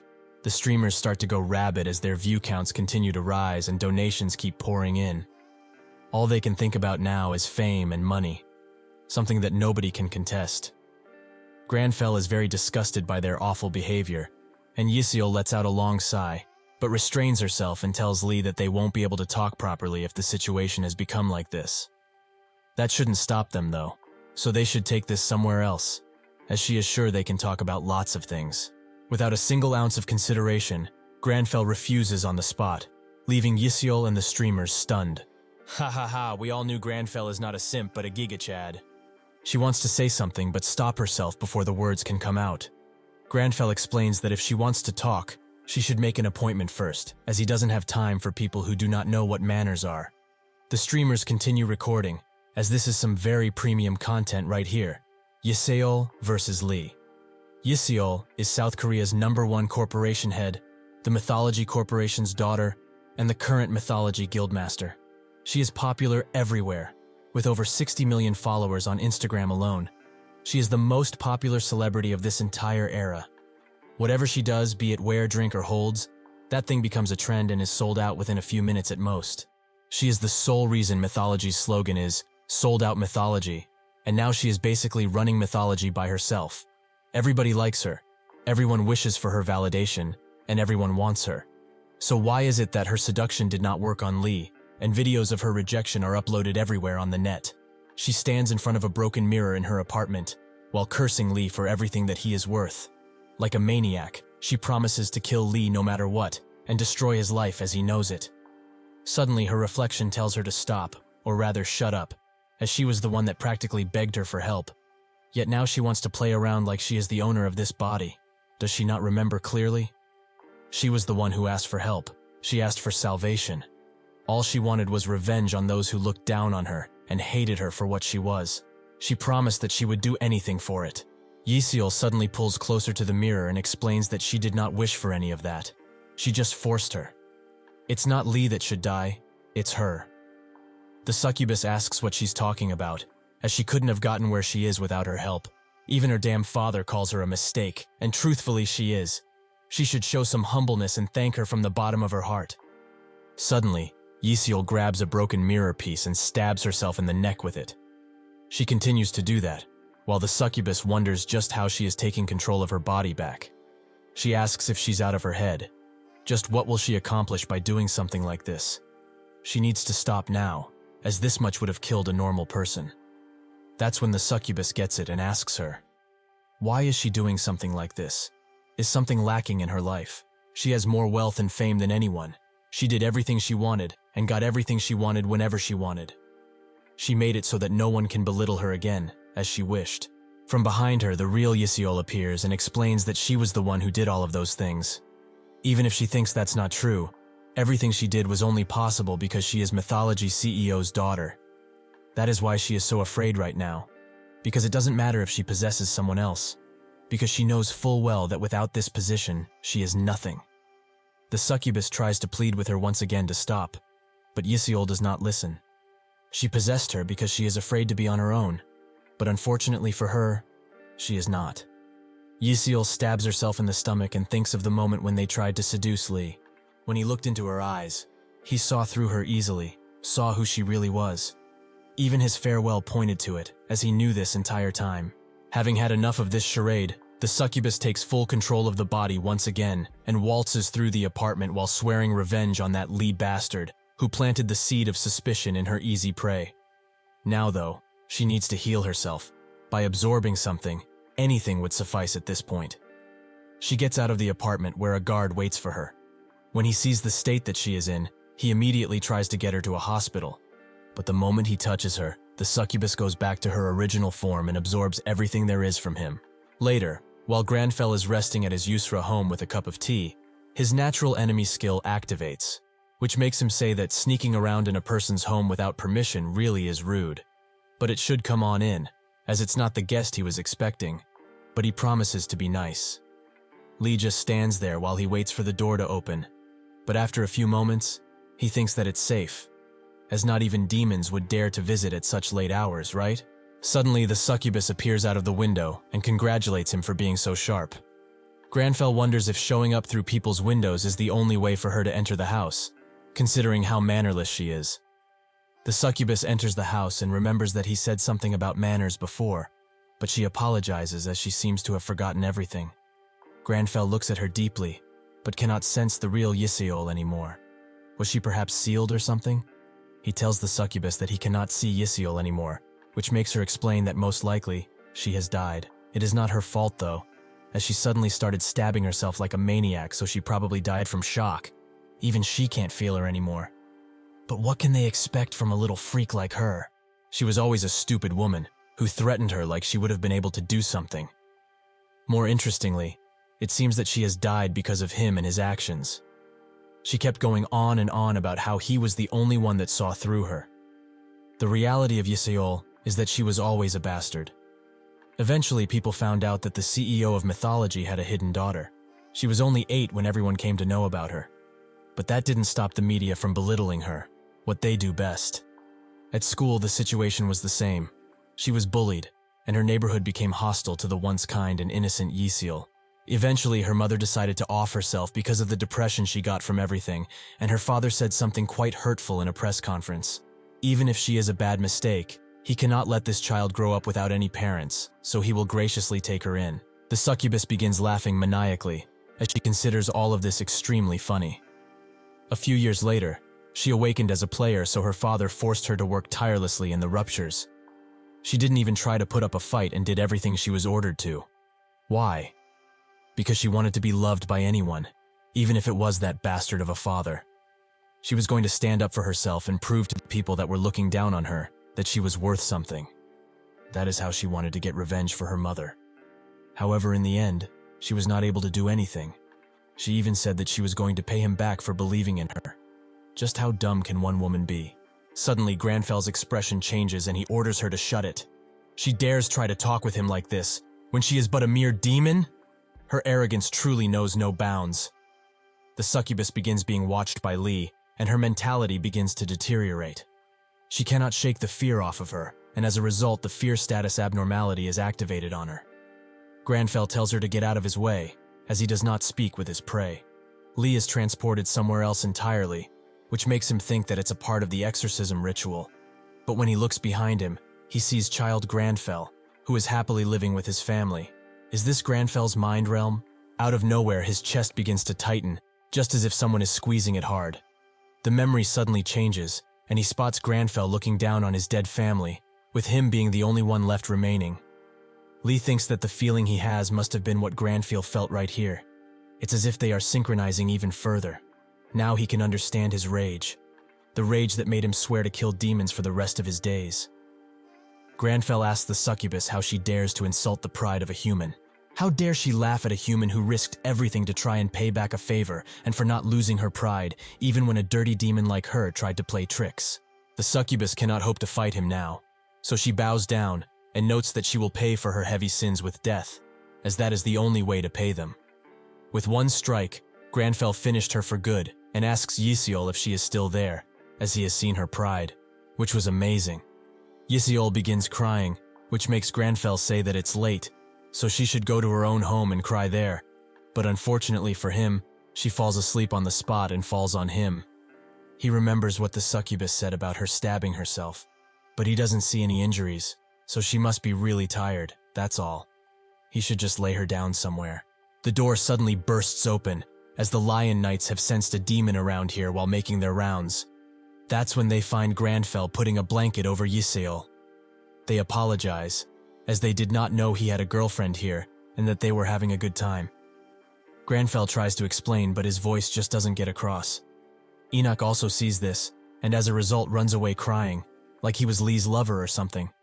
This whole event leaves both Granfell and Lee very tired, as fighting the cardinal sin was easier than this misunderstanding. He strangely receives another class quest and thinks that he doesn't have a good feeling about it as he opens it. At the AAU Korean branch, another update is announced, which will add a new region, the northern city, Frost. Everyone thinks that this is amazing, as Frost has tons of shops and other accommodations for players, while streamers like Hwygang are glad to finally have a Metropolis update, since those places are really huge. Everyone seems to be talking about the new update with a positive outlook, but Lee is probably the only one who is worried, as the class quest he received involves Frost and the Demon King inside of it. Lee is spooked by this and tells Granfell to warn everyone about it on the forums, but Granfell just thinks about the good time he had at Akshan. Demon Kings are the real sword enemies of all demon hunters. They are natural enemies. Back in the Arcana gaming days, during Demon Hunter training, the teacher told Granfell that Demon Kings are not just strong, they are very strong. There are lots of them too, and even the lowest ranking Demon King could put a few demon hunters in trouble. So he needs to be prepared. He gave Granfell an entire encyclopedia of demons and told him to memorize literally everything, as he is going to test him in 2 hours. Lee thinks that the quest was a waste of time, but Granfell notes that their reward was the knowledge they received. Suddenly, Lee notices that he received a comment on Granfell's warning post, which just said that there's a Demon King there, so they should be careful of NPCs. Lee thinks that he wouldn't take this seriously either if he wasn't in this position and jumps in bed, as Frost is a metropolitan city, so nothing bad will happen, as even a mighty Demon King will not be able to do as he wishes. He tries to ignore the fact that Granfell posted what he posted with every possible excuse, thinking of tons of other things that he can do in Frost. But eventually the embarrassment catches up to him, and he starts rolling around in shame. Suddenly, a bird with a very deep voice appears and announces that it has a delivery from the Mage's Tower for Lee Hoyol. Lee confirms that he is that person, which makes the bird drop the package in his hands and leave while damning the person who hired him. Lee thinks that these must be the items he requested a long time ago. So Granfell opens the package, and the first thing he finds is a pure emerald ring that has the effect of regenerating HP when attacked. This item is nothing short of amazing, as it has no other conditions. He only needs to be attacked. What an amazing item. But it's to be expected of the Mage's Tower. Lee thinks that it must have been very expensive, as he remembers that healing items are worth billions, so he starts checking his account with bated breath. Meanwhile, Granfell checks the other items they got, a koi scale handkerchief, which increases the wearer's affinity with fire and evades all attacks within a certain possibility. It is so bright that Lee is almost blinded, but he also did not expect to get a masterpiece level item.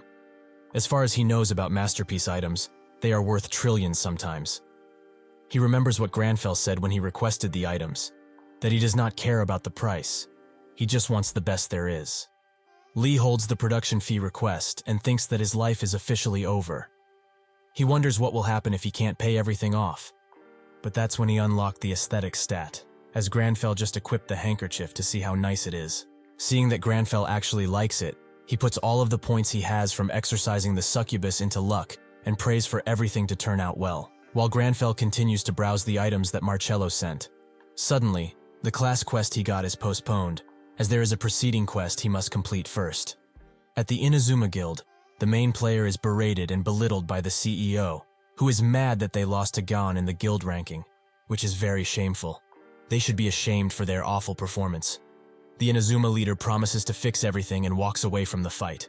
One of his men tries to ask if he's alright, but he notes that Frost appeared in the sea near Hokkaido, but they are the only guild that knows, and the government will also help them stall time, so they should make sure to raise their influence with Frost.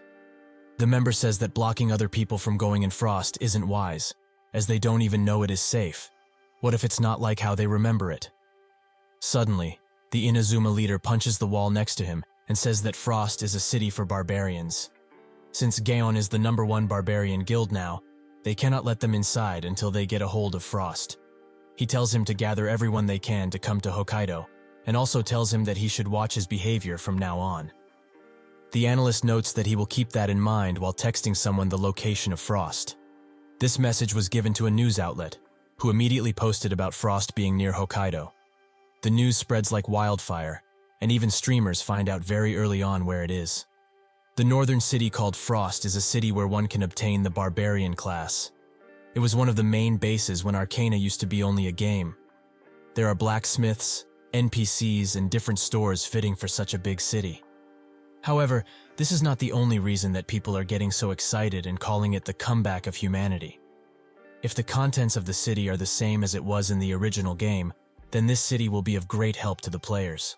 At the gate near Hokkaido, the Gaon Guild arrives, but they are denied entry, as they do not have a passport which does not allow them entry into the gate.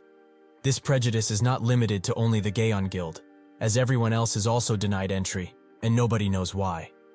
Inside of Frost, the Inazuma Guild rush to build relations and such with NPC, or get all of the quests, but when they arrive they find only death and suffering, as the Frost they once knew is now riddled with corpses. Before they can react, gigantic demons begin attacking them, and without any way to defeat these beasts, it seems that the Inazuma Guild will disappear. Thank you for watching. See you next time.